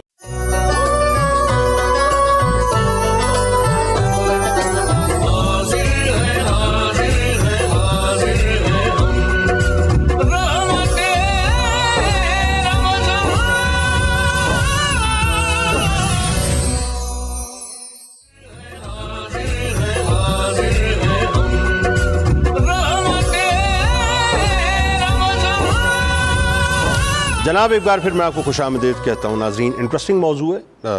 حسد, بغض, کینہ, عداوت, نفرتیں, یہ سارے ظاہر انٹر ریلیٹڈ موضوعات ہیں اور معاشرے میں بدقسمتی یہ ہے کہ ظاہر بہت بڑھ بھی چکے ہیں. لیکن ایک جو اہم ترین بات ہے اس پورے موضوع میں سمجھنے کی وہ یہ ہے کہ ہم لمٹس سے باہر چلے جاتے ہیں, لمٹس کو کراس کر لیتے ہیں. جب حسد میں اس حد تک مبتلا ہو جاتے ہیں کہ جی صورتحال یہ بنتی ہے کہ ہم یعنی جادو ٹونے تک کو کرانے پر آ جائیں اور پھر عالم یہ ہو جائے کہ باقاعدہ جعلی عاملین کو تلاش کیا جائے, ہندو عاملین کے پاس, غیر مسلم عاملین کے پاس جایا جائے اور پھر ان کو پیسے دے کے کسی کی جان سے کھیل جانا, کسی کی عزت سے کھیل جانا, کسی کے کاروبار سے کھیل جانا, کسی کی جاب سے کھیل جانا. یہ اس معاشرے میں ہوتا ہے ناظرین, بہت عام سی بات ہے, یہ بہت عام سی. یعنی ایون یہ ہوتا ہے کہ رشتوں کو ڈومینیٹ کرنے کے لیے, فرض کیجئے کہ ایک ساس بہو کو ڈومینیٹ کرنا چاہتی ہے, بہو ساس کو ڈومینیٹ کرنا چاہتی ہے, نند بھاوج کو, بھاوج نند کو جو ہے ڈومینیٹ کرنا چاہتی ہے, بھائی بھائی کو ڈومینیٹ کرنا چاہتا ہے, تو ہم کسی بھی معاملے میں کسی بھی حد کو جو ہے وہ پار کرنے کو تیار ہو جایا کرتے ہیں. ذرا بتلائیے پروفیسر صاحب اس حوالے سے, یہ جو صورتحال ہے کہ ہم جادو ٹونا کرانے سے بھی, سفلی کرانے سے بھی گریز نہیں کرتے, یہ تو بڑی خطرناک صورتحال ہو جاتی ہے. حضور نبی اکرم رحمت عالم صلی اللہ علیہ وسلم کا ارشاد ہے کہ من لم یرحم صغیرنا ولم یوقر کبیرنا فلیس منا. جو چھوٹوں پر رحم نہیں کرتا, بڑوں کا احترام نہیں کرتا, وہ ہم میں سے نہیں ہے. ٹھیک. سرور دو جہاں صلی اللہ علیہ وسلم نے اپنی اس امت کا فتنہ مال کو قرار دیا اور وہ مال کی محبت اس ضمن میں ہمیں اعتدال کی راہ دکھانے کی بجائے اس ہوس کو ہم نے اتنا بڑھایا کہ آقا علیہ السلام کے ارشاد کے مطابق کہ حرص جب بڑھتا ہے تو انسان کو سونے کے 2 جنگل مل جائیں تو کہتا ہے کاش اتنا اور مل جائے, ایک جنگل ملا یہ کم ہے اور مل جائے. اور پھر اس ہوس کو قبر کی مٹی کے علاوہ آپ نے فرمایا کہ اور کوئی چیز پر نہیں بڑھ سکتی. بالکل ٹھیک. آج ہمارا معاشرہ اس نمود و نمائش اور دولت کے ہوس میں اس حد تک جا چکا ہے کہ تمام حدیں پھلانگ چکا ہے. بالکل. آپ تو فرما رہے ہیں نا کہ لوگ ٹونا وغیرہ کرانے جاتے ہیں. ہم نے عملی طور پر دیکھا ہے کہ ایک آدمی اپنے مکان میں اپنے حصے سے زیادہ لینے کے لیے جادوگر سے جا کر 13 لاکھ روپے میں سودا کرتا ہے اور وہ اس کو یقین دلاتا ہے کہ تم 13 لاکھ دو گے تو اس کی جان چلی جائے گی. جی کامن بات ہے, کامن بات. اب کسی کو جو اپنے ڈیموٹ کرنا ہو, اس کو کرسی سے اتارنا ہو, اس کرسی پہ جانا ہو, یہ بڑی عام سی باتیں اس حسد کے معاملے. انہوں نے جا کر اس کو 4-5 لاکھ دیے, باقی ابھی نہیں دیے تھے. جب اس کو باقی پیسے نہیں ملے تو جادوگر آ کر محلے میں لوگوں کو بتا رہا ہے کہ انہوں نے میرے ساتھ یہ سودا کیا تھا. اس حد تک انتہا ہو چکی ہے اس معاشرے میں. نمائش کی خاطر, دولت کی خاطر اس ہوس کو ہم بھول گئے کہ میں نے جب دنیا میں قدم رکھا تو میں ننگا تھا, مجھے کسی اور نے صاف کیا. میں جب دنیا سے جاؤں گا تو مجھے کوئی اور صاف کر کے قبر میں اتارے گا. کوئی چیز میرے ساتھ نہیں جانی. تو وہ چونکہ رول ماڈل نہ ہونے کی بنا پر, صحیح تعلیم نہ ہونے کی بنا پر, جہالت کی انتہا ہو چکی ہے کہ ہم چھوٹی چھوٹی بات کے لیے اپنے دلوں میں اپنی نمائش کی خاطر, تھوڑے سے مادی فائدے کی خاطر اس حد تک چلے جاتے ہیں کہ دوسروں کی جان کی کسی کے حسد میں یا کسی کے بغض میں اس لیول تک چلے جانا کہ اس پر جادو کروا دینا, کیا یہ جائز ہے؟ آقا علیہ السلام نے شعبان کی 15ویں عظیم رات کے متعلق فرمایا کہ کاہن محروم رہتا ہے, جادوگر اس سے محروم رہتے ہیں. تو یہ کہاں جائز ہوگا کہ ہم چھوٹی چھوٹی چیزوں کے لیے یا کوئی بڑا بھی, یعنی سریحاً حرام ہے نا, سریحاً حرام. بس ٹھیک, یہ بات ہے, یعنی کرنے والا بھی اور کرانے والا بھی دونوں. اچھا اب ذرا مفتی صاحب یہ بتائیے, چونکہ وقت سمٹ گیا ورنہ موضوع ظاہر اس پہ بہت بات ہو سکتی تھی. یہ جو حاسد کو اس کے حسد کی وجہ سے کرنے والا جو ہے, اس سے جو نقصانات ہوتے ہیں دنیا اور آخرت میں, یہ بھی ذرا بتائیے لوگوں کو کہ صاحب وہ دنیا میں بھی کیا کھوتا ہے اور آخرت میں ظاہر ہے جو اس کو درے پڑنے وہ کیا ہونا ہے, ذرا بتائیے. دیکھیے ابھی یہ جادو کے حوالے سے بات ہو رہی تھی، کم سے کم اس کا درجہ ہے حرام ہونا، ٹھیک، ورنہ بعض صورتوں میں یہ کفر تک پہنچ جاتا ہے. ہاں پہنچ جاتا ہے، بالکل ٹھیک ہے. تو لہٰذا اس سے ہر حال میں ایک مسلمان کے لیے اجتناب کرنا لازم ہے. کرنے والا تو حامان قارون ہارون کی مطلب حامان قارون وارون کی جو سزائیں دے رہا ہوتا ہے یہ تو دے رہا ہوتا ہے، اور کیا. اور آقا علیہ الصلوۃ والسلام نے اس ضمن میں فرمایا، 3 لوگوں کے بارے میں فرمایا میرا ان سے کوئی تعلق نہیں ہے اور ان کا میرے ساتھ کوئی تعلق نہیں ہے. ایک فرمایا حسد کرنے والا، دوسرا فرمایا چغل خور، اور تیسرا جادو کرنے والا. تو فرمایا ان 3 لوگوں کا میرے سے کوئی تعلق نہیں اور ان کا میرے ساتھ کوئی تعلق نہیں اور میرا ان کے ساتھ کوئی تعلق نہیں، ڈس اون کر دیا. تو یہ کتنی بڑی سنگین یہ بات ہے. لہٰذا اب آپ نے نقصانات کی بات کی. دیکھیے دنیاوی اعتبار سے تو نقصانات یہ ہیں کہ آپ کا اگر فیملی میں ہو رہا ہے تو فیملی تباہ ہو جائے گی، محلے میں ہے تو آپ کی سوسائٹی تباہ ہو جائے گی، لوگوں سے آپ کے تعلقات خراب ہو جاتے ہیں. اور حسد کی وجہ سے انسان سائیکلوجیکلی جس مرض کے اندر مبتلا ہو جاتا ہے وہ نارمل انسان رہتا نہیں ہے. حسد کرنے والے کی بات کر رہے ہیں، محسود کی بات کر رہے ہیں؟ حسد کرنے والے کی بات کر رہے ہیں. اوکے. جو حسد کرنے والا شخص ہے وہ جب کسی کے حسد میں مبتلا ہوگا تو وہ حسد اسے سائیکلوجیکلی وہاں تک لے جاتا ہے کہ وہ نارمل نہیں رہتا ہے. اوکے. لہٰذا اس نے اپنی صحت کو نقصان پہنچایا، اپنی ذات کو نقصان پہنچایا، اور آگے جس کو نقصان پہنچایا ہے اس کو بعض اوقات مالی طور پر نقصان پہنچاتا ہے، بعض اوقات اس کی صحت کو نقصان پہنچاتا ہے، بعض اوقات اس کی شہرت اور منصب کو نقصان پہنچاتا ہے. تو جو جس کا حق مارے گا تو قیامت کے دن اس وقت تک اس کے لیے اللہ کی رضا اور جنت نہیں ہو سکتی جب تک کہ حق کی تلافی نہ کرے. تو یہ حقوق العباد کی حق تلفی میں آتا ہے. اور اخروی اعتبار سے آقا علیہ السلام نے فرمایا حسد وہ مرض ہے جو نیکیوں کو ایسے کھا جاتا ہے جیسے آگ سوکھی اور خشک لکڑی کو کھا جاتی ہے. تو یعنی ایک دینی اعتبار سے یہ نقصان ہوا کہ پہلے تو ہماری زندگی میں نیکیاں ہیں نہیں، کم ہیں تو ان کو حسد کھا گیا تو باقی پلے کیا بچا. اس کا دینی نقصان، اخروی نقصان، دنیاوی نقصان، صحت کا نقصان، معاشرتی نقصان، اور یہ سارے نقصانات ہیں. اللہ تبارک و تعالی ہمیں حسد کرنے والوں کے حسد سے بچائے، شر سے بچائے، اور ہم میں سے کسی کو بھی اللہ تعالیٰ اس بیماری میں مبتلا ہونے سے بھی بچائے. اور یہ بات جو کر رہے ہیں اب یہ آ گیا کرکس آف دی سٹوری آ گیا کہ اب ایک شخص ہے بھائی جادو کروا رہا ہے، بیٹھا ہوا ہے، لگا ہوا ہے، مطلب جا رہا ہے جعلی عامل کے پاس، یا وہ دشمنی کوئی اور راستہ اختیار کر رہا ہے. مجھے تو نہیں پتا مجھ سے کون حسد کر رہا ہے، کتنے لوگ حسد کر رہے ہوں گے، آپ سے کتنے لوگ کر رہے ہوں گے، ہمیں نہیں پتا. اور اس کی ڈیفینس وال وہی ہے کہ وہ جو آخری 2 صورتیں آقا علیہ السلام کی نازل ہوئیں، وہیں آ رہا ہوں کہ وہ مجھے بتائیے اب ذرا ڈاکٹر صاحب کہ بنیادی طور پہ یہ جو کینہ پرور ہے، جو حاسد ہے، یہ اب ظاہر ہے یہ تو اٹیک کہاں سے کر رہا ہے اور کیا کیا ویپنز استعمال کر رہا ہے مجھے نہیں پتا. اس کے تو ویپنز کھلے ہوئے نہ میں اس کو دیکھ پا رہا ہوں. تو میں کیا کس طرح سے شیلڈ بناؤں، کیا کروں، مجھے یہ بتائیے. اس کے لیے مجھ سے مراد دیکھنے والے تمام. جی حضور نبی اکرم صلی اللہ علیہ وسلم نے اس کے حوالے سے واضح تعلیمات دی ہیں کہ یہ جو 2 صورتیں ہیں نا، قل اعوذ برب الفلق اور قل اعوذ برب الناس، اوکے، اس کو کثرت کے ساتھ پڑھا جائے. ٹھیک ہے. اور کچھ حدیثوں میں یہ بھی اشارہ ہے کہ اگر آپ اپنی مکمل حفاظت چاہتے ہیں تو آیت الکرسی کی بھی کثرت کریں. اوکے. اگر آیت الکرسی کی بھی کثرت کی جائے اور ان 2 صورتوں کی کثرت کر لی جائے تو اگر کوئی آپ پر مخفی وار بھی کر رہا ہے تو آپ اس سے محفوظ رہ جائیں گے. اور اس کے لیے کیا ہی اچھا ہو کہ ہم وضو جو ہے اس کا اہتمام 24 گھنٹے، مطلب جیسے وضو ٹوٹے فوراً وضو بنا لیں، وضو کر لیں. لا محالہ یہ بھی حدیثوں میں ہے کہ یہ نفس اور شیطان کے حملے سب سے زیادہ بندے پر اس وقت جب وہ وضو اور طہارت سے باہر ہوتا ہے. تو ہمیں اپنے وضو اور طہارت پر بھی کثرت کے ساتھ زور دینا چاہیے. اور ہمیشہ یاد رکھیں جنید صاحب، جب آپ پازیٹیو ذہن میں ہوں گے نا، پازیٹیو ریز پر نیگیٹو ریز کے اثرات نہیں ہوتے. صحیح ہے. آپ ہمیشہ خلوص نیت کے ساتھ رہیں. آپ مخلوق کی جتنی ہمدردی کریں گے نا تو اللہ تعالیٰ آپ کا دفاع کرے گا. اللہ تعالیٰ ویسے نہیں فرماتا حدیث قدسی میں، من کان للہ کان اللہ لہو، جو میرا ہو جاتا ہے میں اس کا ہو جاتا ہوں. اور ہمیشہ یاد رکھیں، اور جو میرے کام میں لگ جاتا ہے میں اس کے کام میں لگ جاتا ہوں.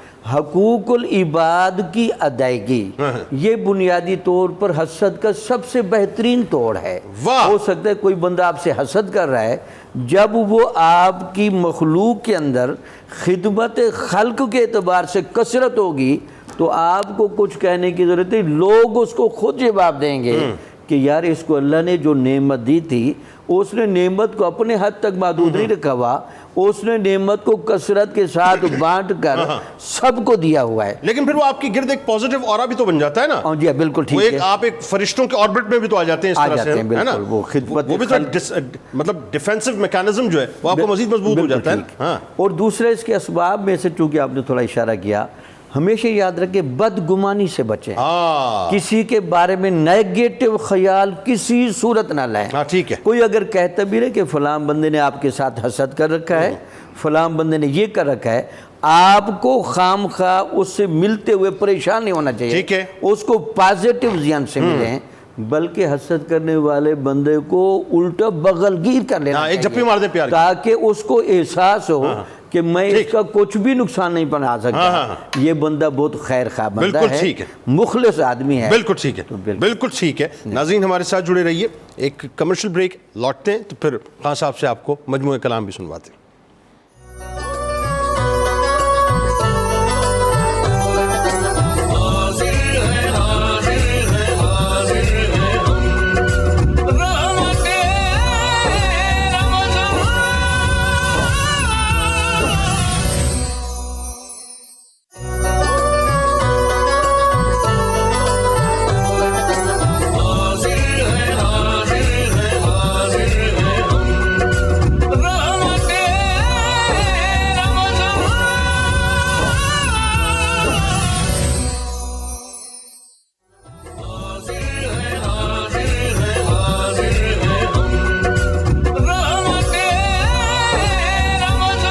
جناب ایک بار پھر آپ کو خوش آمدید. قصص الانبیاء میں آج سے ناظرین ذرا علامات قیامت کا سلسلہ شروع کرتے ہیں اور امام مہدی علیہ السلام سے بات کا آغاز کرتے ہیں.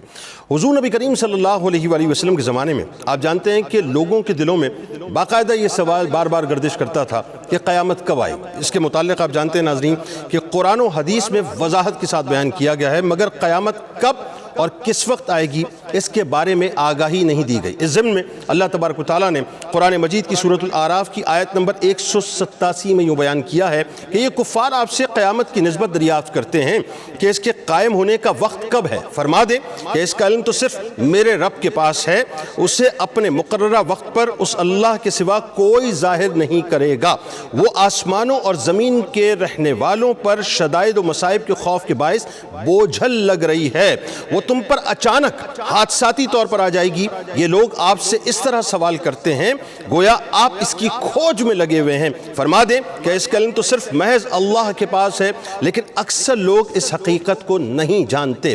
سیدنا قتادہ رضی اللہ تعالیٰ عنہ بیان کرتے ہیں کہ قریش مکہ حضور نبی کریم صلی اللہ علیہ وآلہ وسلم سے کہتے کہ آپ کے اور ہمارے درمیان تو رشتہ داری ہے, ہمیں تو بتا دیجئے کہ قیامت کب آ رہی ہے. چنانچہ اللہ تعالیٰ نے آیت نازل فرمائی کہ اے حبیب صلی اللہ علیہ وآلہ وسلم فرما دیجئے کہ اس کا علم صرف اللہ کے پاس ہے. رسول مکرم صلی اللہ علیہ وآلہ وسلم نے ناظرین قیامت کی بہت سی علامات بیان فرمائیں جن کو دو اقسام میں بیان کیا جاتا ہے. ایک قیامت کے علامات میں صغرا علامات ہیں اور ایک کبرا علامات ہیں. جو صغرا علامات ہیں ناظرین ان سے مراد قیامت کی ایسی علامات ہیں جو قیامت کے آنے سے پہلے ظاہر ہوں گی اور جن میں سے کچھ ظاہر ہو چکی ہیں, کچھ ظاہر ہو رہی ہیں اور کچھ نے ظاہر ہونا ہے. یعنی جو حضور نبی کریم صلی اللہ علیہ وآلہ وسلم کے ظاہری وصال کے بعد حضرت امام مہدی علیہ السلام کے ظہور تک وجود میں آئیں گی. سیدنا عمر فاروق رضی اللہ تعالیٰ عنہ روایت کرتے ہیں کہ ایک بار حضرت جبرائیل علیہ السلام ایک اعرابی کی شکل میں حضور نبی کریم صلی اللہ علیہ وآلہ وسلم کی بارگاہ اقدس میں حاضر ہوئے اور 4 سوال پوچھے, جن میں چوتھا سوال قیامت کے متعلق تھا کہ قیامت کب آئے گی. اس کے جواب میں حضور نبی کریم صلی اللہ علیہ وآلہ وسلم نے ارشاد فرمایا کہ اس کے بارے میں سوال کرنے والے سے زیادہ اس کو علم نہیں, یعنی اس کو علم نہیں جس سے سوال کیا گیا ہے. قیامت کے بارے میں ناظرین استفسار کے بعد سائل نے رسول اللہ صلی اللہ علیہ وآلہ وسلم کی خدمت میں گزارش کی کہ پھر قیامت کی کچھ علامات کے بارے میں نشاندہی کر دی جائے. ناظرین کرام حضور نبی کریم صلی اللہ علیہ وآلہ وسلم نے قیامت کی کیا کیا نشانیاں بتائی ہیں, ذرا آئیے اس پہ بات کرتے ہیں. حضور نے اس موقع پر 2 خاص نشانیوں کا ذکر فرمایا. ایک یہ کہ باندی اپنی مالکہ اور آقا کو جنم دے گی, دوسری یہ کہ مفلس و نادار ننگے بھوکے لوگ اور بکریوں کو چرانے والے بڑی بڑی شاندار عمارتیں بنوائیں گے. پہلی بات ناظرین جس کی اکثر شارحین حدیث نے تشریح کی ہے کہ قیامت کے نزدیک ماں باپ کی نافرمانی ماں باپ کی نافرمانی بلکہ توہین بہت عام ہو جائے گی، حتیٰ کہ بیٹیاں جو صنف نازک سے تعلق رکھتی ہیں اور جن کی سرشت میں اطاعت، محبت اور والدین سے وابستگی کا جذبہ باقاعدہ موجود ہوتا ہے، وہ سرکش اور بد تہذیب ہو جائیں گی۔ نہ صرف یہ کہ ان کے احکام کی نافرمانی کریں گی بلکہ الٹا ان پر حکم چلائیں گی، جس طرح کہ مالکہ اپنی ملازمہ یا باندھی پر حکم چلاتی ہے۔ اور آج دیکھ لیجئے ناظرین معاشرے کے اندر کیا ہو رہا ہے، برہنہ تن برہنہ پا چرواہوں کے ہاتھ دولت کا لگ جانا اور فخر کے لیے ان کا بلند و بالا عمارتیں بنانا اور فراوانی دولت کی پیش گوئی بھی جو ہے ناظرین ہمیں یہاں پر نظر آتی ہے۔ قرب قیامت میں اختیار، اقتدار اور وسائل پر نااہل لوگ قابض ہوں گے۔ توجہ رہے آپ کی، دولت جب کم ظرف کے ہاتھ میں آ جائے گی تو اس سے حرص بڑھتا رہے گا اور حسد کی بیماری، جیسا ہم بات کر رہے تھے کہ حسد کی بیماری معاشرے کے اندر عام ہو جائے گی، عدل معاشرے سے مفقود ہونے لگے گا۔ توجہ رہے آپ کی، ایمانداری دل سے نکال لی جائے گی۔ سیدنا ابو ہریرہ رضی اللہ تعالیٰ عنہ سے روایت ہے، حضور نبی کریم صلی اللہ علیہ وآلہ وسلم نے ارشاد فرمایا تھا کہ ایک اعرابی حاضر بارگاہ ہو کر عرض گزار ہوا کہ قیامت کب ہے؟ فرمایا جب امانت ضائع کر دی جائے تو قیامت کا انتظار کرنا۔ ناظرین کرام، یہ تو تھیں چند ایک صغرا نشانیاں۔ حضور نبی کریم صلی اللہ علیہ وآلہ وسلم نے علامات کبریٰ کے بارے میں جو حق و سچ بیان کیا ہے، کتب احادیث اس سے بھری پڑی ہیں صاحب۔ یعنی علامات کبریٰ میں سے ایک بڑی علامت یہ ہوگی کہ سیدنا امام مہدی علیہ السلام کا ظہور ہوگا۔ ان کے ظہور سے قبل دنیا بھر میں راسخ العقیدہ جتنے بھی مسلمان ہیں ان پر زندگی اور زمین تنگ کر دی جائے گی۔ یوں تو مسلمان مسلسل باطل سے جہاد کرتے رہیں گے اور جام شہادت نوش کرتے رہیں گے، لیکن کوئی کامیابی حاصل نہیں ہوگی۔ یعنی یہ سمجھ لیجیے جو پیریڈ اس وقت چل رہا ہے نا، اگر آپ غور سے محسوس کریں تو ایگزیکٹلی اب وہ پیریڈ جو ہے ہمارے سامنے کھڑا ہے، یوں کہہ لیجئے کہ وہ آ چکا ہے۔ حق پرست مسلمان پریشان ہوں گے، ظالموں کا غلبہ ہوگا، کفر کی حکمرانی ہوگی، مسلمان تیزی سے ارتداد کا شکار ہو رہے ہوں گے، ہر طرف سے حق پرستوں پر کفر کی الغار ہوگی۔ ان پر آشوب حالات کو دیکھ کر اہل حق علماء بے چین ہو جائیں گے۔ آخر کار دنیا کے الگ الگ خطوں سے 7 علماء امام مہدی علیہ السلام کی تلاش میں نکلیں گے۔ یہ ایک حیرت انگیز قسم کی تلاش ہوگی، ایک ایسی شخصیت کی تلاش جن کے بارے میں علم بھی نہیں ہوگا کہ وہ ابھی پیدا بھی ہوئے ہیں یا نہیں۔ حضور نبی کریم صلی اللہ علیہ وآلہ وسلم نے اپنے بیٹے سیدنا امام مہدی علیہ السلام کا تعارف کچھ اس خوبصورت انداز سے فرمایا ہے کہ جس کو حضرت عبداللہ ابن مسعود رضی اللہ تعالیٰ عنہ روایت کرتے ہیں کہ دنیا ختم نہیں ہوگی یہاں تک کہ عرب کا حکمران ایک ایسا شخص ہوگا جو میرے اہل بیت میں سے ہوگا، جس کا نام میرے نام سے مطابقت رکھے گا۔ ایک اور روایت میں ناظرین یوں بیان کیا گیا ہے کہ اگر دنیا صرف ایک دن کے لیے باقی رہ جائے تو اللہ تعالیٰ اس دن کو طویل کر دے گا، یہاں تک کہ اس میں ایک آدمی کو مجھ سے یا میرے اہل بیت سے کھڑا کرے گا جس کا نام میرے نام سے اور جس کے باپ کا نام میرے باپ کے نام سے مطابقت رکھتا ہوگا۔ ام المومنین سیدہ ام سلمہ سلام اللہ علیہا سے روایت ہے کہ میں نے رسول اللہ صلی اللہ علیہ وآلہ وسلم کو فرماتے ہوئے سنا کہ مہدی میری عطرت اور فاطمہ کی اولاد سے ہے سلام اللہ علیہا۔ حضرت علی کرم اللہ وجہ الکریم سے بیان کرتے ہیں کہ رسول اللہ صلی اللہ علیہ وآلہ وسلم نے بیان کیا کہ مہدی ہمارے اہل بیت میں سے ہوگا اور اللہ تعالیٰ اس کی خلافت کا انتظام ایک ہی رات میں، صرف ایک رات میں، ون نائٹ، ایک ہی رات میں جو ہے فرما دے گا۔ حضرت ابو سعید رضی اللہ تعالیٰ عنہ سے روایت ہے رسول اللہ صلی اللہ علیہ وآلہ وسلم نے فرمایا کہ مہدی مجھ سے کشادہ پیشانی والا ہوگا جو زمین کو عدل و انصاف سے بھر دے گا جیسے وہ ظلم و جور سے بھر گئی ہوگی۔ 7 سال حکومت کرے گا، یعنی 7 ایئرز کا آپ نے ان کا ایک ٹینیور بتلایا ہے۔ حضرت امام مہدی علیہ السلام ناظرین کے ظاہر ہونے کا مختصر واقعہ یہ ہے کہ رمضان شریف کا مہینہ ہوگا، ابدال کعبے کے طواف میں مصروف ہوں گے، جیسے بھی رمضان ہے نا ایسا ہی کوئی رمضان ہوگا اور ابدال کعبۃ اللہ کے طواف میں مصروف ہوں گے اور حضرت امام مہدی علیہ السلام بھی وہاں موجود ہوں گے۔ قرب قیامت ناظرین جب ہر طرف راسخ العقیدہ لوگوں کا راج ہوگا تو امت کی بے سر و سامانی کو دیکھ کر اللہ کے 7 بندے جو علماء حق ہوں گے حضرت امام مہدی علیہ السلام کی تلاش میں نکلیں گے، حتیٰ کہ خانہ کعبہ میں یہ علماء امام مہدی علیہ السلام کو ان علامات کے ذریعے جس کا تذکرہ کتب احادیث میں ملتا ہے مکمل طور پر پہچان لیں گے، یعنی ان کی شناخت کر لیں گے اور ان سے قریب آ کر پوچھیں گے کہ آپ محمد بن عبداللہ ہیں؟ حضرت امام مہدی علیہ السلام خوبصورتی سے انہیں ٹال دیں گے اور چپ کر کے مدینہ پاک کی طرف تشریف لے جائیں گے۔ یہ علماء بھی مدینہ پاک پہنچیں گے، پھر حضرت امام مہدی علیہ السلام مکے آ جائیں گے، یعنی آپ مکے سے مدینہ پاک جائیں گے، وہ ان کے پیچھے بھیجتے جائیں گے، پھر اس کے بعد آپ دوبارہ مکے پاک آ جائیں گے۔ علماء بیتاب ہو کے کہ ہم نے دنیا بھر میں سے باطل سے جہاد کیا، اصلاحی کوششیں کی، جان مال عزت و آبرو کی بے حساب ہم نے قربانیاں دیں، منزل پھر بھی ہاتھ نہ آئی، اور امت کو جس قائد کی ضرورت ہے وہ قیادت کے لیے تیار ہی نہیں ہو رہے، یعنی یہ اضطراب علماء کے اندر پایا جائے گا۔ وہ علماء حق پھر ناظرین حضرت امام مہدی علیہ السلام کی تلاش میں مکہ پاک آ پہنچیں گے۔ حضرت امام مہدی علیہ السلام غلاف کعبہ پکڑے امت مسلمہ کے احوال پر آؤزاری میں لگے ہوں گے، یعنی اللہ تبارک و تعالیٰ سے دعا میں مصروف ہوں گے، گڑ گڑا رہے ہوں گے، رو رہے ہوں گے۔ یہ علماء امام مہدی علیہ السلام کو اللہ کا واسطہ دیں گے اور تڑپ کر کہیں گے کہ اگر آپ نے قیادت نہ سنبھالی تو امت پر جو احوال آئیں گے اس کے ذمہ دار آپ ہوں گے۔ اس پر امام مہدی علیہ السلام علماء حق کی اس التجا کی طرف متوجہ ہوں گے اور مقام ابراہیم اور حجر اسود کے درمیان بیٹھ کر کہیں گے کہ پھر آؤ آخری فتح تک ساتھ جینے مرنے کا عہد کرتے ہیں۔ اس کے بعد یہ علماء بیعت ہو جائیں گے اور ان علماء کا لشکر جن میں ناظرین بہت سے مجاہدین موجود ہوں گے، ان کے شاگرد بھی ہوں گے، امام مہدی علیہ السلام کے ہاتھ پر یعنی دست مبارک پر بیعت ہو جائیں گے۔ اب ذہن میں رہے وہ وقت تھا جب کربلا کا موقع تھا، اس وقت بھی آل رسول صلی اللہ علیہ وآلہ وسلم نے دین کو بچایا تھا، اور وہ وقت ہوگا جب انتہائی ٹربلنس ہوگا پوری دنیا میں، اس وقت بھی آل رسول صلی اللہ علیہ وآلہ وسلم ہی دین کی رہبری اور دین کو بچانے کا کام کریں گی۔ ناظرین جب لوگ حجر اسود اور مقام ابراہیم کے درمیان امام مہدی علیہ السلام کی دست مبارک پر بیعت ہو جائیں گے تو ایک لشکر ان پر حملہ آور ہونے کی غرض سے خانہ کعبہ کی طرف بڑھے گا، مگر چونکہ اللہ تعالیٰ کی مدد حضرت امام مہدی علیہ السلام کے شامل حال ہوگی، اس لیے دشمنوں کو اللہ تعالیٰ زمین میں دھسا دے گا۔ اس ضمن میں حدیث مبارکہ اس طرح سے ہے کہ ام المومنین سیدہ حفصہ سلام اللہ علیہا سے روایت ہے، رسول اللہ صلی اللہ علیہ وآلہ وسلم نے فرمایا کہ اس گھر یعنی کعبۃ اللہ میں کچھ لوگ پناہ لیں گے جن کے پاس دشمن کا حملہ روکنے کی طاقت نہ ہوگی، نہ ان کی تعداد زیادہ ہوگی، نہ ان کے پاس اسلحہ ہوگا، ایک لشکر انہیں ختم کرنے کی غرض سے بھیجا جائے گا۔ وہ بیدا کے مقام پر پہنچیں گے تو زمین میں دھسا دیے جائیں گے، جیسا کہ پہلے بیان ہو چکا کہ لوگ حضرت امام مہدی علیہ السلام کے ہاتھ پر یعنی ان کے دست مبارک پر بیعت کر لیں گے تو ان کے ساتھ ساتھ سلیم الفطرت عیسائی حضرات بھی اسلام قبول کرنے لگیں گے۔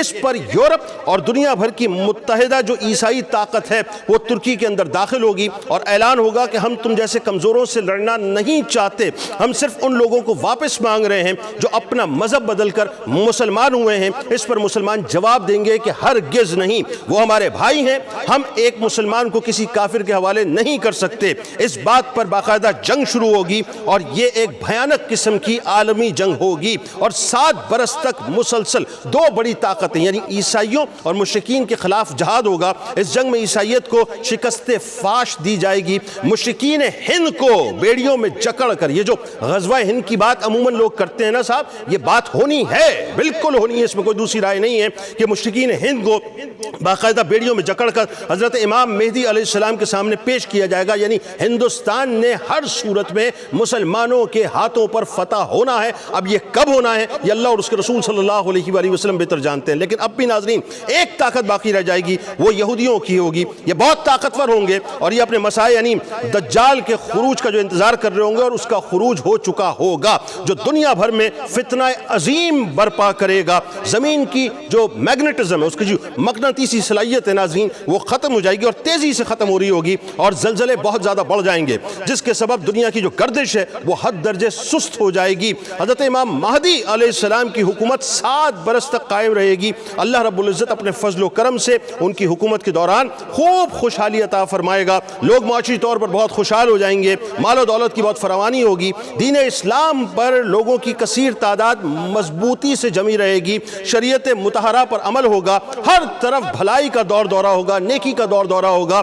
جب سیدنا امام مہدی علیہ السلام لوگوں میں عدل و انصاف پر مبنی حکومت قائم کرنے میں اپنے 7 سال پورے کریں گے تو اس کے بعد جو قیامت کی دوسری بڑی نشانی نمودار ہوگی ناظرین، وہ ہے خروج دجال۔ ہاں، وہ ہے خروج دجال. اور یہ اتنا شدید معاملہ ہے ناظرین کہ حضرت نوح علیہ السلام سے لے کر رسول کریم صلی اللہ علیہ وآلہ وسلم تک ہر نبی نے دجال کے فتنے سے اپنی امت کو ڈرایا ہے. یہ معاملہ کیا ہے اور دجال کے آنے سے پہلے جو یہ پوری دنیا میں دجالی قوتیں جس انداز سے اپنا کام کر رہی ہیں وہ کیا کیا کام ہے، اگر زندگی رہی انشاءاللہ تو کل یہیں سے میں سلسلے کو کنٹینیو کروں گا. لیکن شام آپ سے ملاقات ہوگی 4 بجے افطار کی خصوصی براہ راست نشریات میں. اس دعا، اس امید، اس یقین کے ساتھ اجازت دیں اللہ تعالیٰ آپ کا، ہمارا، ہم سب کا، پاکستان کا اور خاص طور پہ غزہ کے رہنے والوں کا، یمنیوں کا، اور جو مسلمان دام درم قدم سخن اس وقت غزہ کے رہنے والوں کی مدد کر رہے ہیں ان کا حامی و ناصر ہو. معاملہ قریب آ چکا ہے ناظرین، اور یہ جتنی بھی ٹربولنس ہو رہی ہے نا، جتنی بھی ٹربولنس ہے، ذہن میں رکھیے گا مجھے تو کوئی خیر کی امید کہیں امت مسلمہ میں نظر نہیں آتی، الا یہ کہ ہم اپنا کام کرتے رہیں، جو ہمیں کرنا ہے ہم کرتے رہیں، اپنی ڈیوٹی پوری کریں. لیکن قیادت تو آل رسول صلی اللہ علیہ وآلہ وسلم نہیں کرنی ہے، بس اس کے علاوہ اور کچھ بھی نہیں. اللہ حافظ.